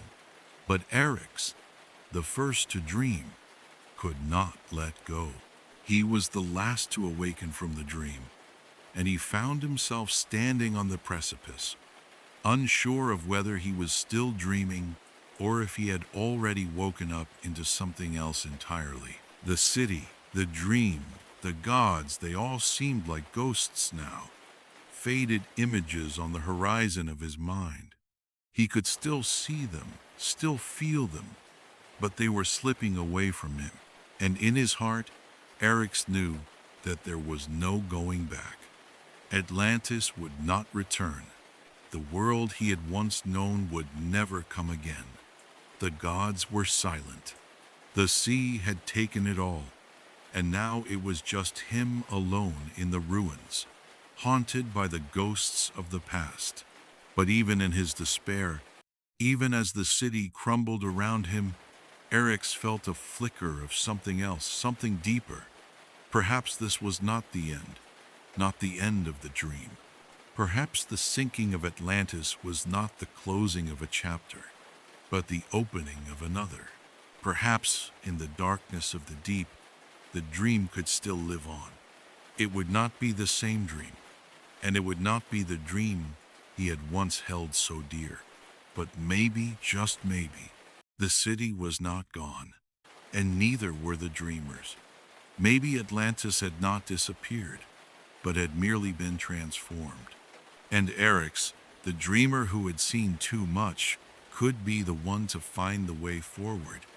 He was the first to dream, and he would be the last to wake. And in the silence of the sunken city, as the ocean whispered its secrets to him, Eryx would begin to understand that even in loss, even in the deepest sorrow, the dream could still be alive. It was just waiting for him to find it. The tides of Atlantis held a secret one, so ancient, so deeply buried beneath the ocean's surface, that even the dreamers could not fully comprehend it. It was a secret wrapped in the very fabric of the sea, hidden beneath the layers of time, of salt, and of whispers that carried from one generation to the next. Some believed that the ocean itself was alive, that it held a consciousness older than any of the gods who had once walked the earth. The sea knew the stories of those who had come before, the stories of civilizations long lost to the abyss, and it had witnessed the rise and fall of worlds beyond count. It was said that the ocean had the power to reshape reality itself, to alter the very fabric of time and space. It could bend the world to its will, or so they said. Erix had always known there was something more to the sea than the people of Atlantis understood. He had always felt it beneath the surface, like a heartbeat that pulsed in time with his own. He could hear it in the crash of the waves, in the steady rhythm of the tides. The sea spoke to him in ways it did not speak to others. It called to him with a voice that was not just sound, but a sensation, an unspoken promise that tugged at him from the depths. The ocean, vast and mysterious, whispered its secrets to him, and with every step he took in the deep, Erix could feel its pull, its power, coursing through him. The sea beckoned him to remember. It whispered of a world beyond the horizon, of a time when Atlantis had not been swallowed by the waves, a time when the city had stood in all its glory, untouched by the ravages of the world. The ocean whispered of the dreamers, of the gods, and of the ancient forces that had shaped the city. The sea called to Erix, urging him to wake, to rise from the depths of his own grief and despair, and to bring Atlantis back from the shadows, to restore the dream that had once thrived. But Erix knew the truth. The sea was not kind to those who sought to control it. It was not a force that could be tamed, no matter how hard one tried. The ocean was an unpredictable force, a shifting, rolling expanse that could lull you into a false sense of peace one moment and destroy you in the next. Those who sought to command the sea, to bend it to their will, were doomed to fail. The sea had no loyalty to any one person or civilization. It was a force of nature, indifferent to the desires and hopes of mortals. Erix had seen the power of the sea firsthand. He had watched as it slowly but relentlessly claimed the city of Atlantis, eroding its foundations, pulling down its temples, swallowing its streets, until all that was left was the echo of the past, a memory drifting like dust in the waves. And yet, even in the face of such destruction, the sea had not claimed everything. It had not destroyed the dream completely. No, the dream was still alive, buried beneath the surface, waiting to be awakened. The sea's power was more than physical. It was something deeper, something primal. Erix could feel it in the very air around him. The water around him seemed to shimmer with a strange energy, as though the ocean itself was alive, conscious of his every movement. He could sense the tide shifting beneath his feet, the pull of the water stronger now than it had ever been. The ocean was calling him to something beyond the horizon, to something he could not yet comprehend. It was as though the sea was holding a door open for him, waiting for him to step through, to enter a world that had been forgotten. But the sea was not so easily controlled. Erix had learned that lesson the hard way. The more he sought to understand its secrets, the more the sea seemed to slip from his grasp. Every answer he found only led to more questions. Every step he took into the depths seemed to pull him farther from the shore, farther from the city, and closer to something far more dangerous, something ancient and unyielding. The ocean had a will of its own. It did not care for the desires of mortals. It was a vast and eternal force, stretching far beyond the reach of human understanding. And yet, Erix could not stop himself from trying. He could not silence the call of the deep, the whisper that urged him to go further, to dive deeper, to unearth the truth hidden beneath the surface. It was as though the sea had claimed him, had chosen him to be its vessel, its messenger to the world above. He had always known that Atlantis was more than just a city. It had been a dream, a vision brought to life by the dreamers. It had been a place where the boundaries between the human and the divine had blurred, where the gods had walked among men and the sea had been both protector and destroyer. But now, with Atlantis gone, Eryx had come to understand that the city was not just a physical place, it was a living entity, a manifestation of the dream that had been woven into the very fabric of the ocean. The sea, with its endless depths and endless power, had kept the dream alive, even as the city itself was swallowed by the waves. And now the sea was calling to him, urging him to awaken the dream, to bring Atlantis back. But to do so, Eryx knew, would come at a cost. The sea did not give up its secrets freely. It demanded sacrifice. It demanded that one be willing to surrender control, to give up the illusion of power, to become part of its eternal rhythm. The sea would not allow anyone to reshape reality without taking something in return. The ocean had taken Atlantis once, and it would take again should Eryx attempt to awaken the city from its watery grave. Eryx stood at the edge of the sunken temple, gazing out across the water, the weight of the ocean's call heavy in his chest. The sea stretched out before him, vast and unknowable, a mirror of the unknown depths within himself. He had long been caught between two worlds, the world of the living and the realm of the forgotten, the realm of the sea. He had once dreamed of restoring Atlantis, of bringing it back to life. But now he understood that to do so would not be a simple task. It would require something far greater than he had ever imagined. The sea, with all its might, whispered to him of the world beyond the horizon, of cities that had risen and fallen, of ancient creatures that had long been lost to time, of gods who had walked the earth and left their marks upon the world. It called to him with a voice that was both familiar and alien, urging him to step into the depths, to embrace the unknown, to become part of the eternal rhythm of the ocean.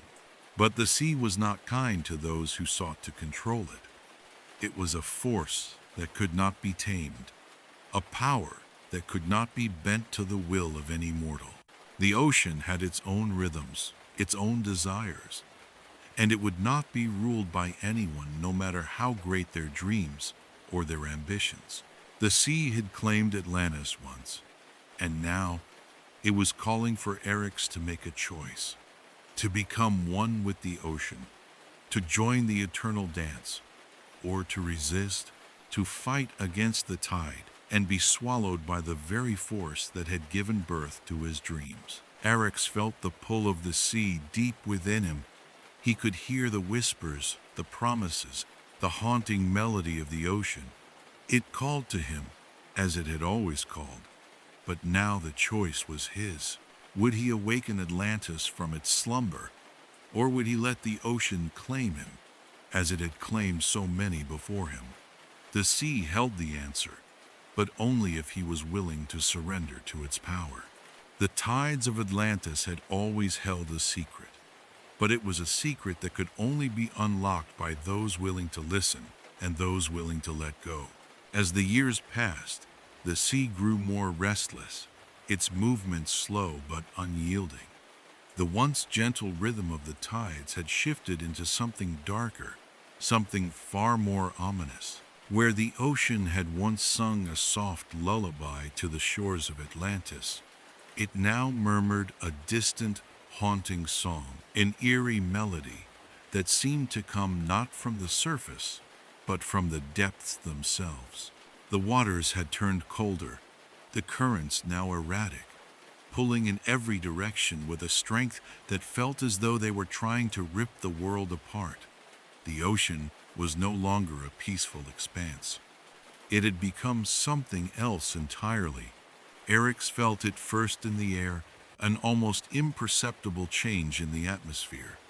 The winds that had once carried the scent of salt and life now seemed to carry something else. something older and deeper. He could hear the hum of the ocean, yes, but it was no longer the sound of the waves caressing the shore. Now it was a song, distant yet all-encompassing. It resonated deep within him, as though the very essence of the sea was calling to him, an ancient, primal force that he could not escape, no matter how hard he tried. The song of the abyss, it was not a melody that could be heard with the ears alone. It was a song that filled the mind, that moved through the bones and the blood. It was a melody that reached into the soul itself, a tune so ancient, so full of power, that it could unmake the world. Eric's knew this with a certainty that felt like a truth carved into the marrow of his being. This was not just a change in the sea, it was the beginning of something far larger. The ocean, with its great expanse and timeless power, had always held mysteries. But this was something else entirely. The very forces that had shaped Atlantis were now awakening, stirring beneath the waves, shifting the very nature of the world. And Eric's understood the truth of it. The sea was not merely a place. It was not just water, not just salt and waves. It was a force of creation and destruction, of life and death, of beginnings and endings. The ocean had swallowed Atlantis not because it had sought to punish it, but because it had been a protector. The city had been consumed by the waters, not out of malice, but out of necessity. The sea had kept Atlantis hidden, kept it safe beneath its surface, until the time was right. And now, the time was approaching. The ocean was stirring, and with it, the world was shifting. Eric's felt it with every pulse of the current, with every ripple in the water. The waves were not merely the ocean's rhythm.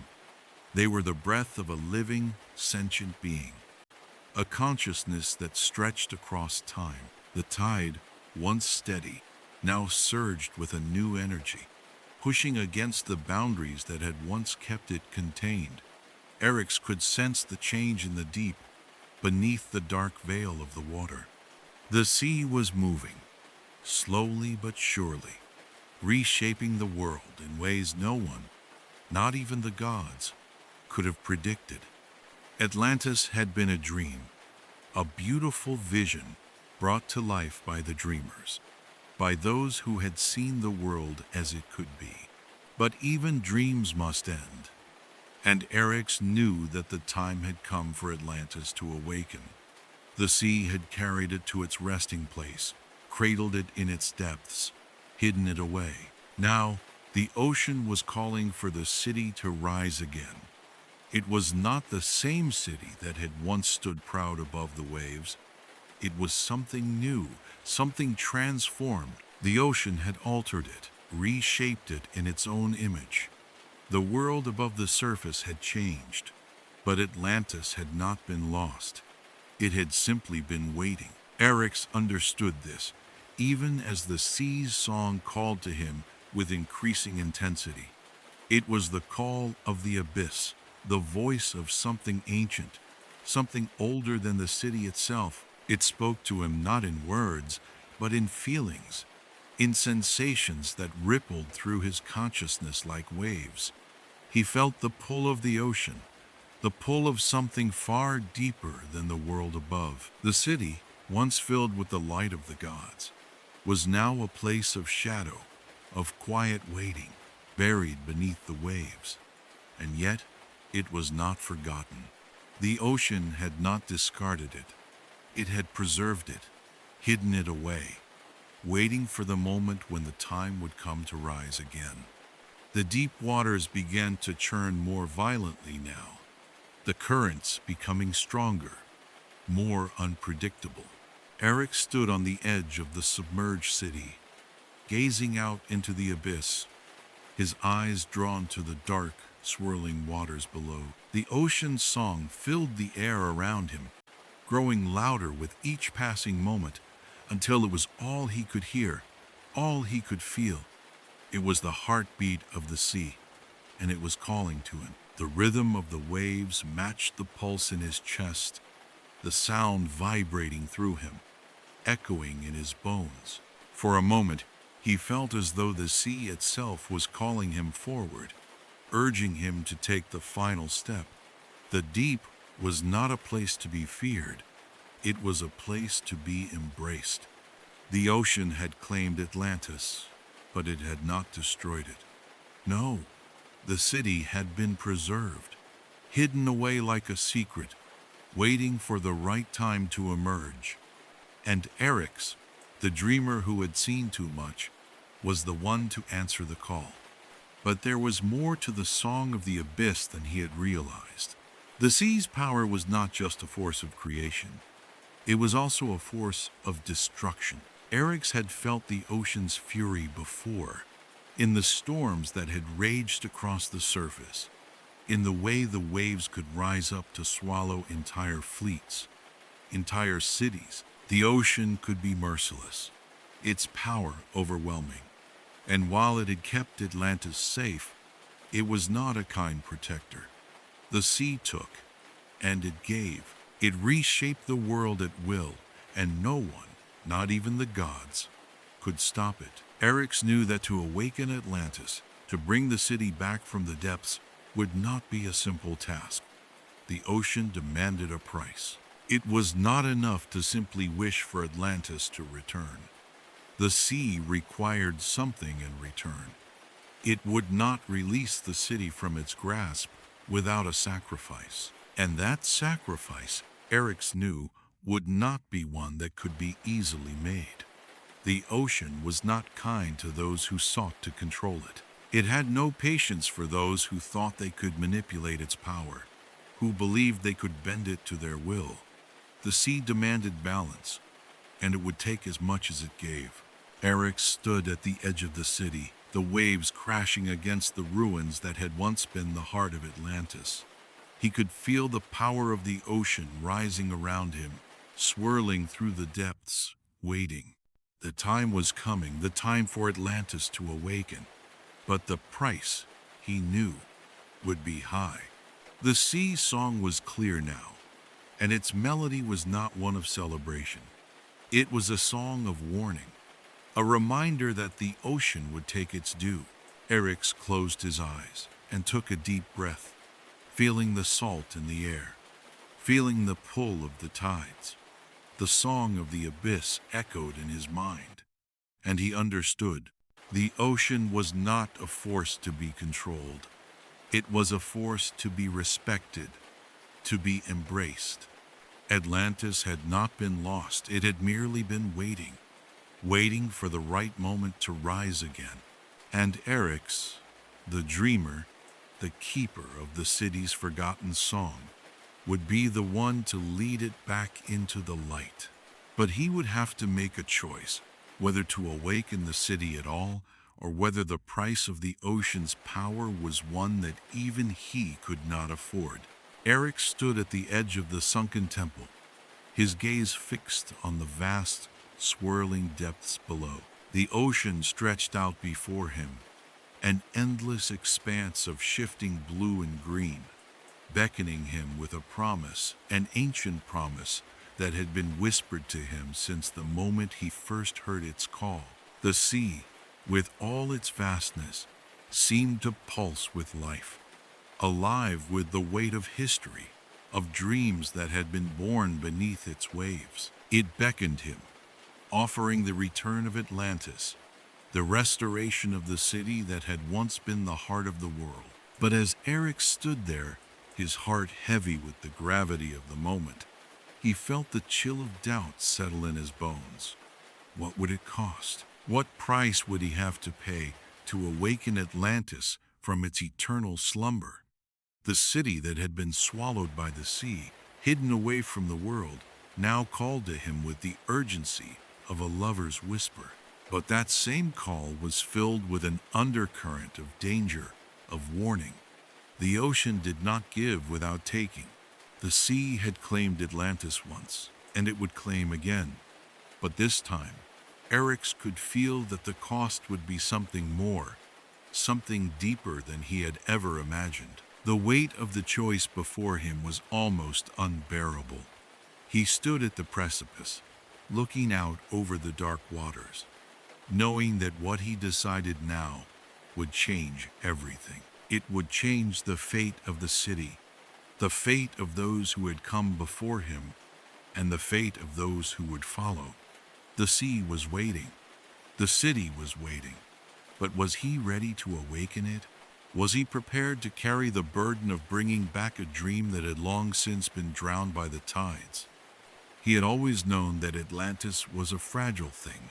From the very first time he had felt its pull, from the first vision he had received of its shining towers, its grand temples, and its vibrant people, he had understood that it was not a city of stone and mortar.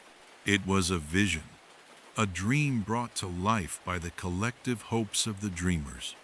But dreams, as they had learned, were fleeting. Atlantis had always been a delicate balance, a bridge between the human world and the divine, between reality and myth. It had lived in the hearts of those who dreamed it into existence, but it had never been meant to last forever.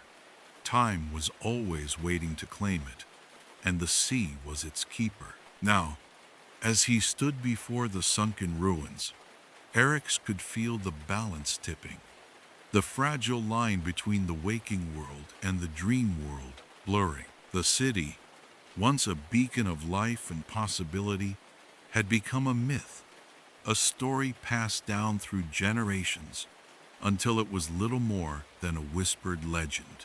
But the ocean had never forgotten.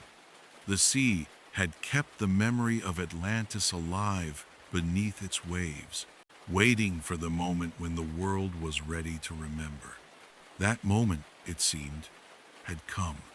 The tides had shifted, the currents had turned, and the ocean was calling him to make a choice. But it wasn't just about Atlantis. It was about him, Eryx, the dreamer who had seen too much, who had been torn between the world of the living and the world of the forgotten. He had spent so many years wandering the ruins, searching for answers, seeking solace in the ghosts of the past. But now, those answers were within reach. Atlantis could return. The dream could live again. But at what cost? The sea did not offer its gifts freely. It had already taken so much. It had swallowed the city, hidden it away beneath its waves, preserving it in the depths, safe from the ravages of time. It had kept the city safe, but now it wanted something in return. The ocean was calling for balance, for the restoration of what had been lost. To awaken Atlantis would mean to disturb that balance, to bring the city back into the world of the living, but at the risk of disrupting everything that had come after. The ocean was alive with the weight of this decision, with the tension of what could be and what could never be again. Eryx felt the pull of the sea with every fiber of his being. It was a force that ran through him, coursing like blood in his veins. He had always been connected to the ocean, to the rhythm of its waves, to the song of the abyss that had called him from the moment he first stepped into its depths. But now, that connection felt different. It was deeper, more urgent. The sea was no longer a distant presence, something he had observed from afar. It was a part of him, and he could feel its power surging through him, urging him to make his choice. Atlantis was not just a city. It was a dream, a vision that had transcended time, and it was alive in the sea. The ocean had kept it safe, had hidden it away until the time was right. And now, it was asking him to decide, would he bring it back? Would he return the city to the world of the living? Or would he let it sleep forever, a lost memory beneath the waves? The decision was his, but the weight of it was overwhelming. Eryx had always been a dreamer, the one who had seen beyond the horizon, who had understood the world not just as it was, but as it could be. But even dreamers had limits. Even those who saw the world through different eyes had to face the reality of what they could and could not control. He had spent so long chasing the dream of Atlantis, believing that it was his destiny to restore it, to awaken it from its slumber. But now, standing at the edge of the abyss, he understood that this was not just about fulfilling a dream. It was about something much larger. It was about the balance of the world, the fragile line between creation and destruction, between life and death. Atlantis had always been a dream, and dreams, as beautiful as they were, could be dangerous. To bring Atlantis back could mean shattering that delicate balance. It could mean bringing something into the world that was not meant to return. The dream, once awakened, could consume everything in its path. The sea had already shown him its power, the way it could shape the world, the way it could destroy the city that had once been so beautiful, so perfect. Atlantis had been swallowed by the ocean, hidden away for a reason. The city had been too fragile, too precious to remain in the world of the living. And now, the sea was asking him to make a choice. Eric's closed his eyes, feeling the weight of the decision settle deep within him. The ocean called to him, its song still ringing in his ears. It was a call that could not be ignored, a call that had been with him since the moment he first stepped into the sea. The ocean had been both a protector and a destroyer, a force that had both given and taken.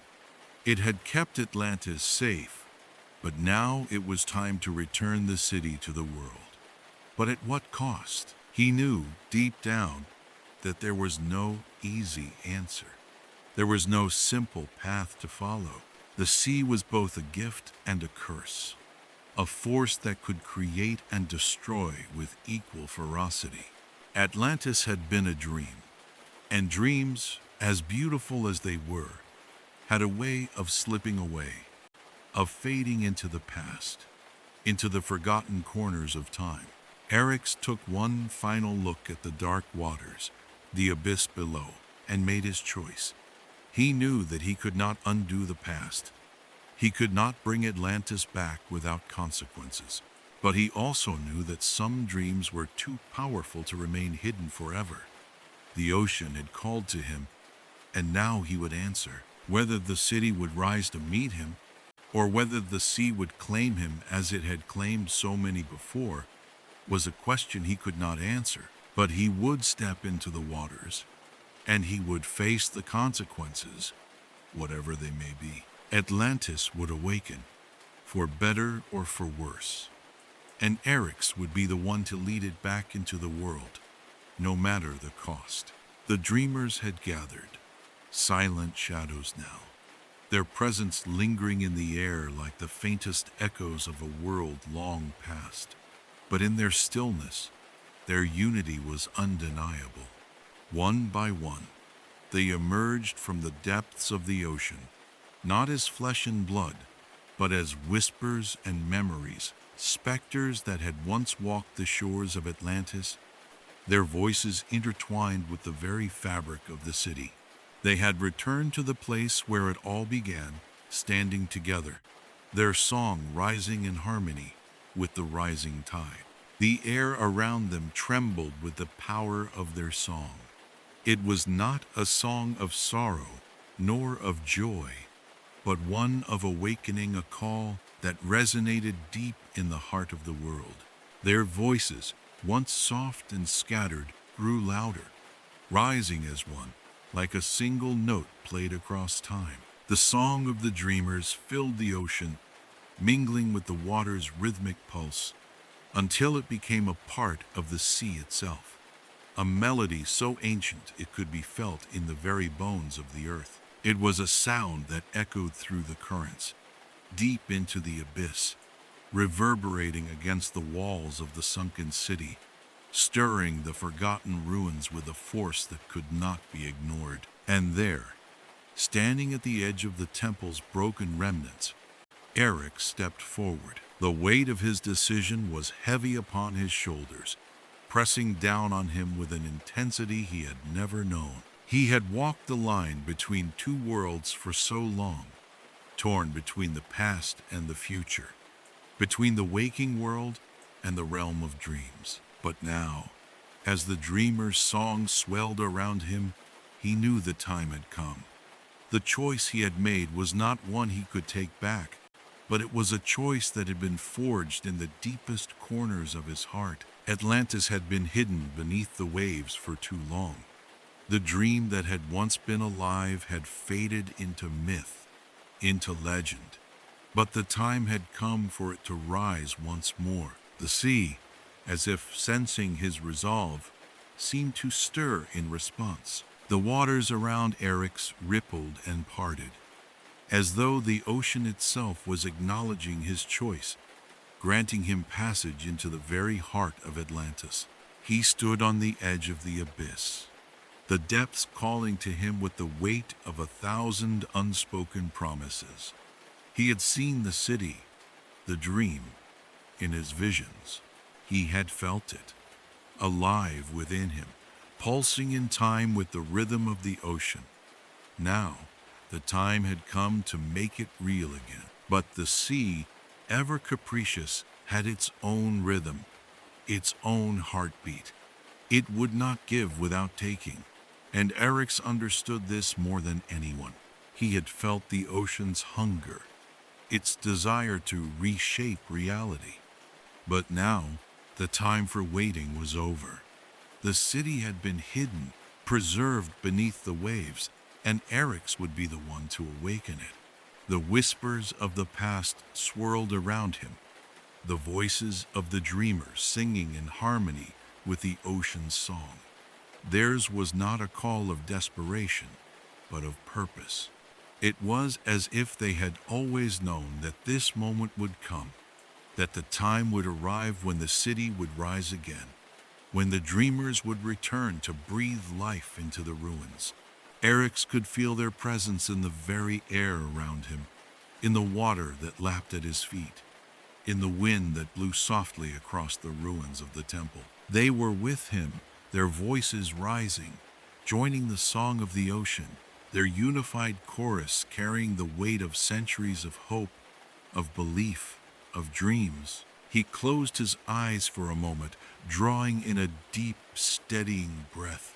The moment had arrived, and he could feel it in the very depths of his soul. Atlantis was not gone. It had never been lost. It had only been asleep, waiting for the right time to awaken. And now, that time was here. With a slow, deliberate motion, Eric stepped forward, his feet sinking into the cool, welcoming embrace of the sea. His heart beat in time with the rhythm of the water, and for a fleeting moment, he felt a deep connection to everything that had ever been. The sea, the city, the gods, they were all part of the same dream, the same song. And as his voice trembled in his throat, he finally spoke. "Atlantis," he whispered, his voice barely more than a breath.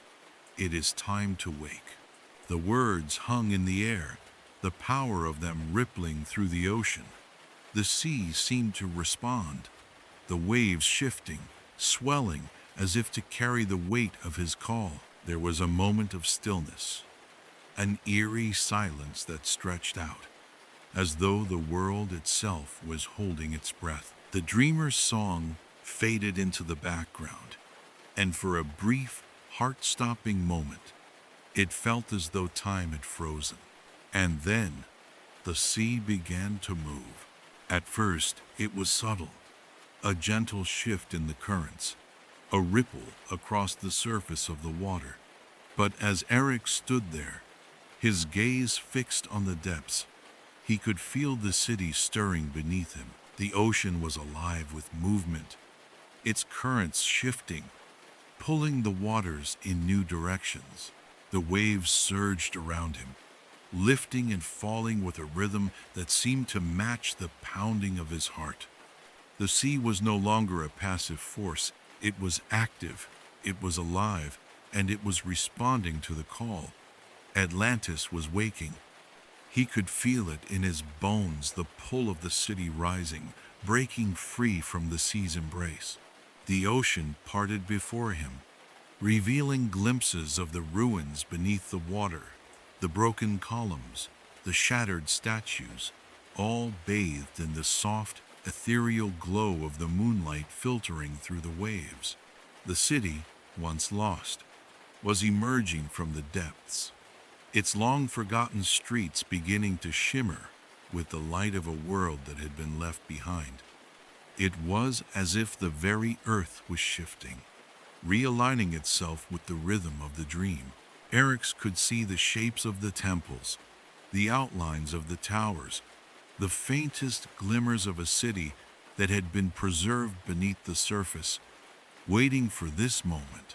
For him, the sound of the dreamer's song grew louder, filling the air, mingling with the rushing tides, the crashing waves, the deep, rumbling hum of the ocean itself. It was the song of creation, of life reborn, of the city returning to the world. The ocean was no longer just a force, it was a memory, a dream come alive, and it was carrying the city back to the surface, back to the light. Atlantis was rising. Eric stood at the edge of the temple, watching in awe as the city slowly emerged from the depths. The ruins were being bathed in light, the remnants of stone and mortar slowly reforming, reshaping themselves into something new. The sea was pulling the city into being, its currents shaping the world once more, carving the contours of Atlantis from the fabric of time itself. The city was not the same as it had been before. It had changed, had been shaped by the ocean, by the years of waiting, but it was still Atlantis, still the dream he had carried within him, still the city he had always believed in. As the last of the temple's ruins broke through the surface of the water, Eric knew that his choice had been made. Atlantis had risen, and with it the dreamer's song was no longer just a whisper, it was the heartbeat of the world. The city was awake once more, and the past, the present, and the future were intertwined, bound together by the power of the sea. Eric closed his eyes, feeling the weight of the world settle around him. The city was no longer lost, and the dream had been reborn. Atlantis had returned, and the ocean, with all its secrets, had given it back. The choice had been his, and in that moment, he knew it had been the right one. The waters churned, swirling and rising with a force that could no longer be ignored. It was as if the sea itself was awakening, its pulse quickening with each passing moment. The depths below him, which had been silent and still for so long, were now alive with movement, vibrating with a power that seemed to emanate from the very core of the world. Eric stood at the edge of the sunken city, his body tense, his heart racing in time with the rhythm of the ocean. He could feel it now, deep within him, the call, the pulse of the sea that had always been a part of him, always whispered to him, now surged through him with an intensity that left him breathless. The city of Atlantis, lost to time and memory, was stirring. He closed his eyes, letting the sound of the ocean wash over him. The deep hum of the sea was no longer a distant murmur. It was a force, an ancient, living thing that was reaching up from the depths, calling out to the surface, to the city that had once stood at the edge of the world. He could feel the weight of it, the urgency, the inevitability. It was as though the sea itself was trembling in anticipation, preparing to reveal what had been hidden beneath its waves for centuries. And then it came, the light. At first, it was faint, like the softest glow of dawn creeping over the horizon. It was a gentle shimmer, a delicate illumination that bathed the ruins of the sunken city in an ethereal radiance. The light seemed to rise from the ocean itself, growing brighter with each passing second, as if the very waters had absorbed the light of the world and now, at long last, were giving it back. It was a glow unlike any Eric's had ever seen, a light that was not born of the sun, but of something far older, something that had been hidden beneath the ocean's surface for millennia. Slowly, at first, the temples began to rise. Their stone facades, once crumbled and broken, began to shift, lifting gently from the depths, as though the ocean itself was cradling them, guiding them back into the light. The arches and columns that had long been swallowed by the sea now seemed to stretch upward, as if remembering their original shape, their original purpose. The city was awakening, its bones shifting beneath the water's surface, rising slowly at first, then with growing speed. The light grew stronger, brighter, until the ruins of Atlantis were bathed in a golden glow that shimmered like firelight on the water's surface. Eric stood at the edge of the temple, his breath caught in his throat, his heart hammering in his chest. The world seemed to stop for a moment. Time itself seemed to pause as the city began to emerge from the depths. The sight before him was both breathtaking and overwhelming. The ruins of Atlantis, which had once been little more than forgotten whispers beneath the waves, were now rising like a phoenix reborn from the ashes. The city was returning to the world, not as it had been, but as something new, something infused with the ancient power of the sea. As the temples continued to rise, the waters around Eric's began to shimmer, a silver sheen rippling through the ocean. The surface of the sea parted, and from beneath the waves, figures began to emerge, figures that Eric's knew all too well. They were the dreamers, the people of Atlantis, the ones who had once walked these streets, who had breathed life into this city, now returned from the deep. They emerged from the water with the grace of those who had never truly left. They did not stumble or falter. They simply rose, as if they had never been gone at all.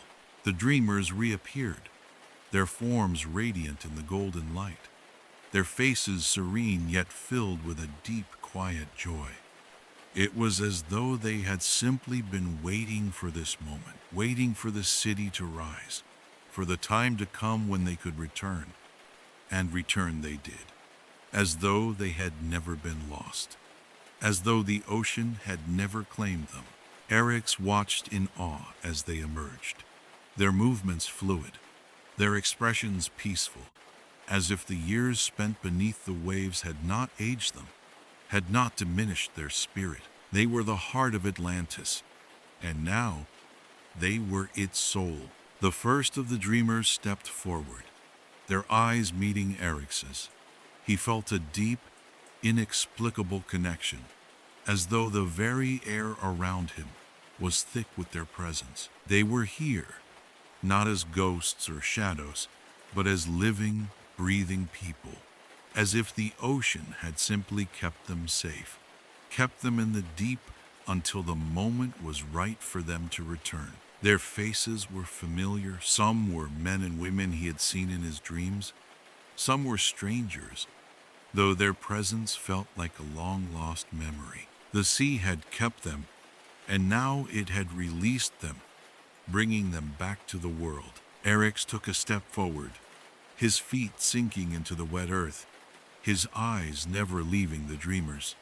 There was no fear in their eyes, no hesitation, only a quiet certainty. The world around them had changed, but they had not.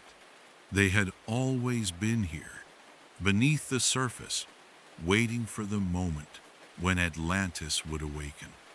And now, the city was rising with them, the light growing brighter still as the ruins were restored.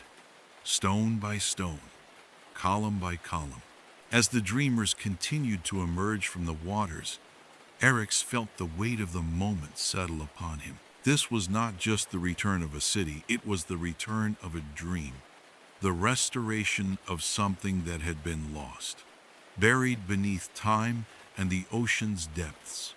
Atlantis had not simply been a place, it had been a promise, a vision, a hope that had transcended the limits of the physical world. And now, that promise was being fulfilled. The dreamers did not speak. They did not need to. Their presence was enough. The city rose around them, its golden glow casting shadows and light in equal measure, as if the very essence of Atlantis was being reborn before his eyes. The light was not just physical, it was spiritual, emotional. It was the manifestation of everything that Atlantis had once been, everything that it had meant to those who had built it, those who had dreamed it. Eryx felt his heart swell with emotion, a mixture of wonder and sadness, of joy and longing. This was not the Atlantis he had known. This was something more, something transformed, something that had transcended the limitations of time and space. The city was not simply being restored, it was being reborn. And he, Eryx, the dreamer who had once carried the weight of the city's loss, was now the witness to its return. As the dreamers continued to emerge from the water, their forms becoming clearer, their presence stronger, Eryx knew that this moment was only the beginning. Atlantis had risen, but its return was not the end of the story. It was only the first chapter. The city was waking, yes, but it had not yet fully come to life. The dreamers had returned, but there was still much to be done, much to be remembered. And yet, as he stood there, surrounded by the dreamers and the rising city, Eryx could not help but feel a deep sense of peace. Atlantis was no longer a dream to be chased, a memory to be mourned. It was real, standing before him, shining in the light of a new dawn. The city was awake, the dream was alive, and the ocean, the eternal keeper of the world's secrets, had given it back. The time for waiting was over. Atlantis had returned, and with it, the promise of something new, something eternal. As Atlantis stirred and rose from the depths, so too did the gods who had once ruled over it. The city, now bathed in a radiant glow, had awakened. But it was not just the people of Atlantis who were coming back to life. The very essence of the land, the forces that had once shaped its destiny, were stirring from their ancient slumber.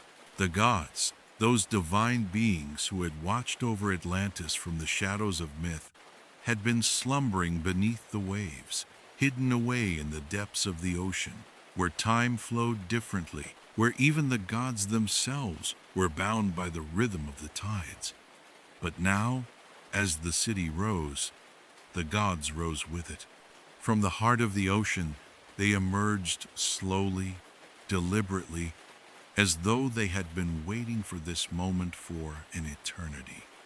Their forms were shrouded in mist and light, ethereal beings whose very presence sent ripples through the water, distorting the surface of the sea like a reflection broken by a single drop of rain.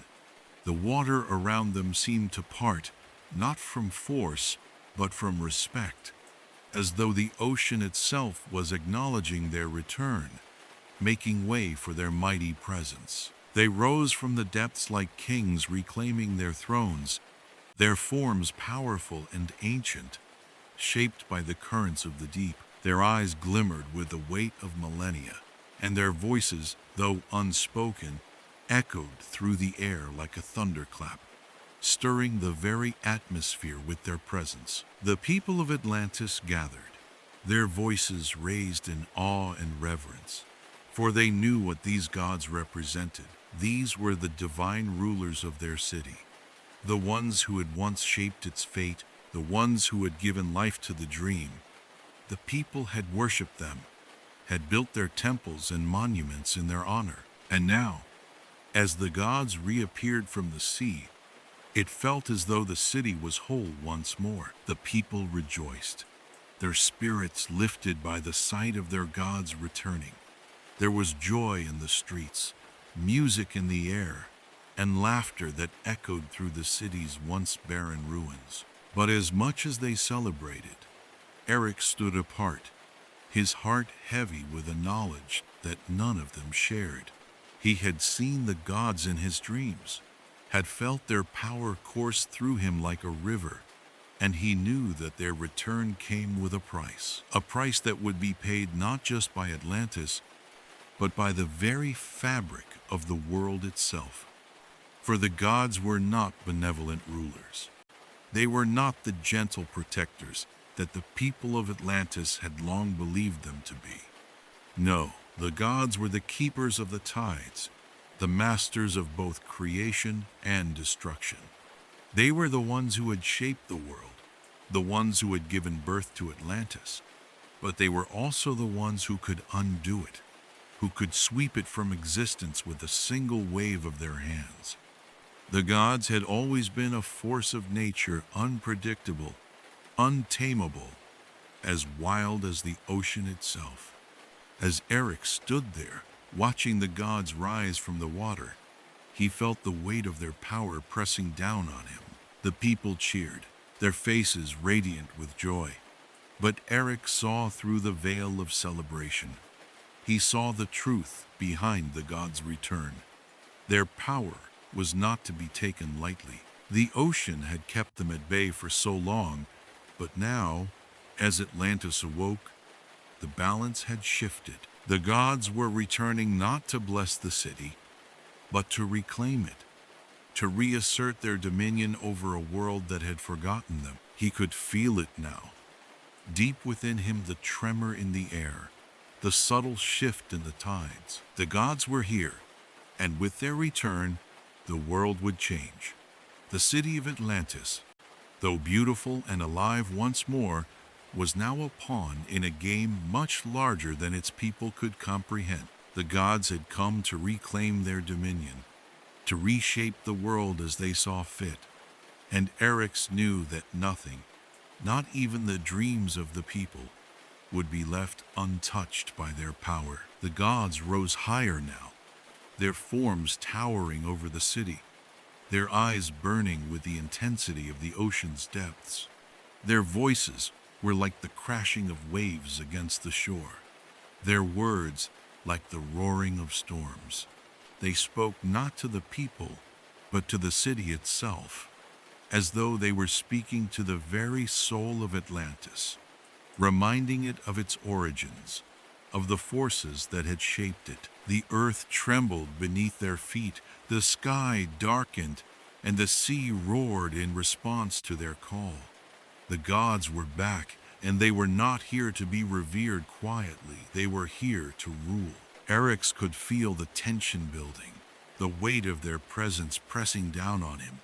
He had always known that the gods would return one day, but he had never anticipated the cost of their awakening. The people saw only the glory, the beauty of the gods' return, but Eryx saw the consequences.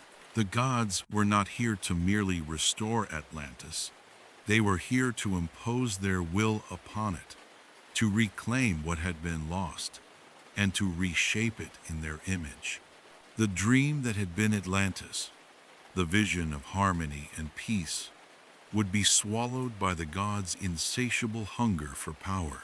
As the gods made their way through the city, their forms towering above the people, the crowd's reverence grew louder, their cheers rising into the air. The people of Atlantis had always worshipped the gods, but now, with their return, their devotion was like a flood, a wave that threatened to drown them all. The gods moved through the streets, their divine presence a mixture of awe and fear, their power undeniable, as they began to take their places in the city's heart once more. Their thrones, once lost to time, were now being reclaimed. The city was theirs again, and the dreamers who had once shaped it were now secondary to the gods' return. Eric stood at the edge of the temple, watching it all unfold. The people cheered, but he saw the truth behind their joy. He saw the way their eyes glittered with worship, with fear. The gods had returned, yes, but with them came the certainty that Atlantis would never be the same.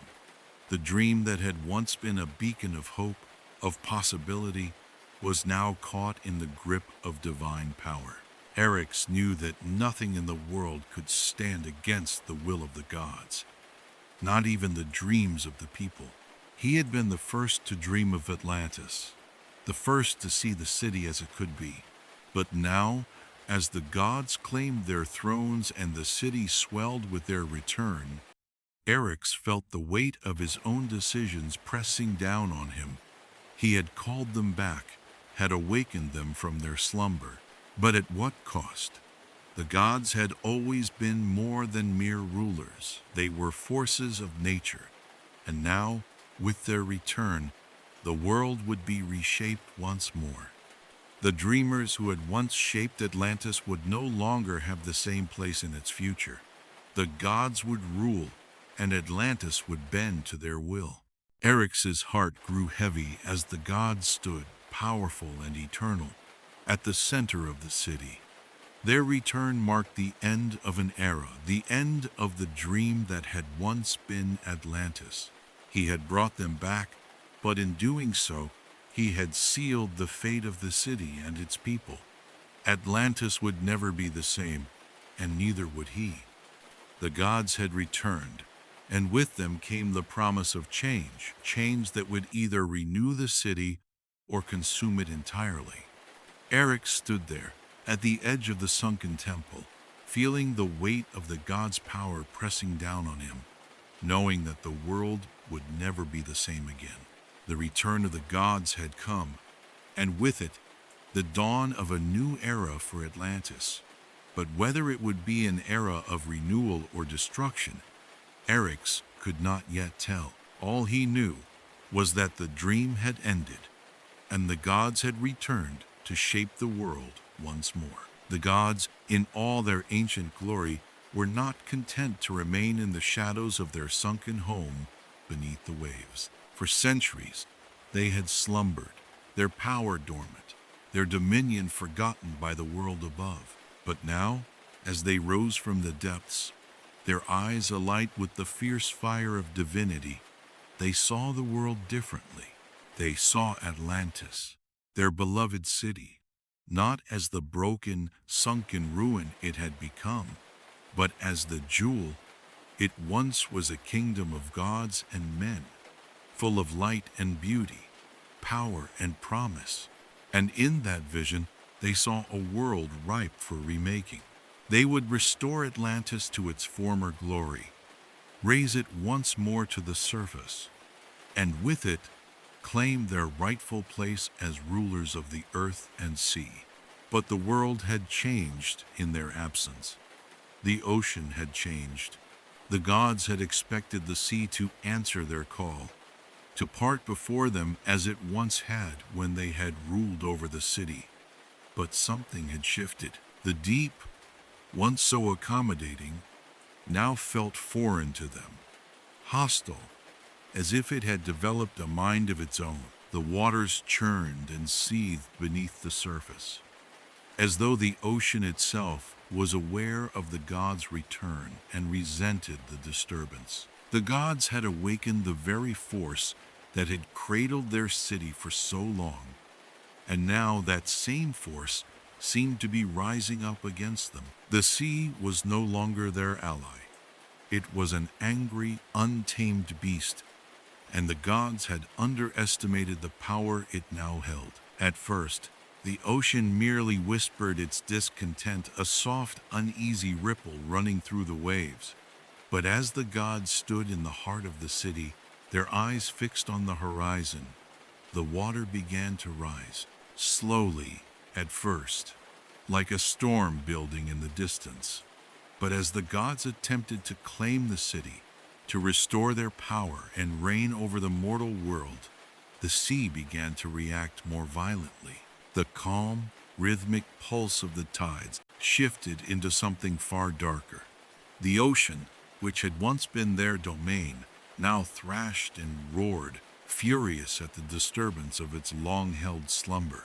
Eryx, who had watched the gods rise from the depths with a mixture of awe and fear, now felt the first tremors of the sea's wrath beneath his feet. The ground seemed to tremble, the air thick with a pressure that could not be ignored. The gods, their forms towering and regal, stood unmoved by the turmoil around them, their gazes fixed firmly on the city they sought to rebuild. But Eryx saw something else. He saw the way the water lashed at the temples, how the waves began to crash violently against the once pristine marble columns, eroding them as if they were nothing more than sandcastles before a rising tide. The sea was fighting back, and it was not only the sea that was angry. There was a dark, primal energy in the air, an energy that seemed to emanate from the very depths of the ocean, as though the gods themselves had disturbed something ancient and powerful. The sea, in its anger, was no longer a force of creation. It was a force of destruction.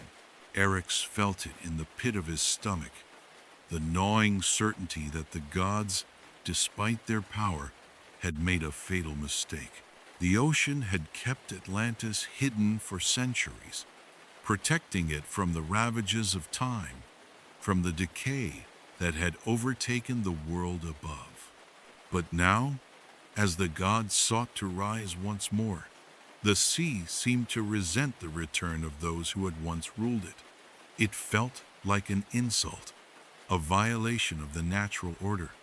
The first wave came crashing toward the shore, a massive wall of water that seemed to rise from the depths of the abyss itself. It came with the force of 1,000 storms, a relentless tide that thundered toward the city.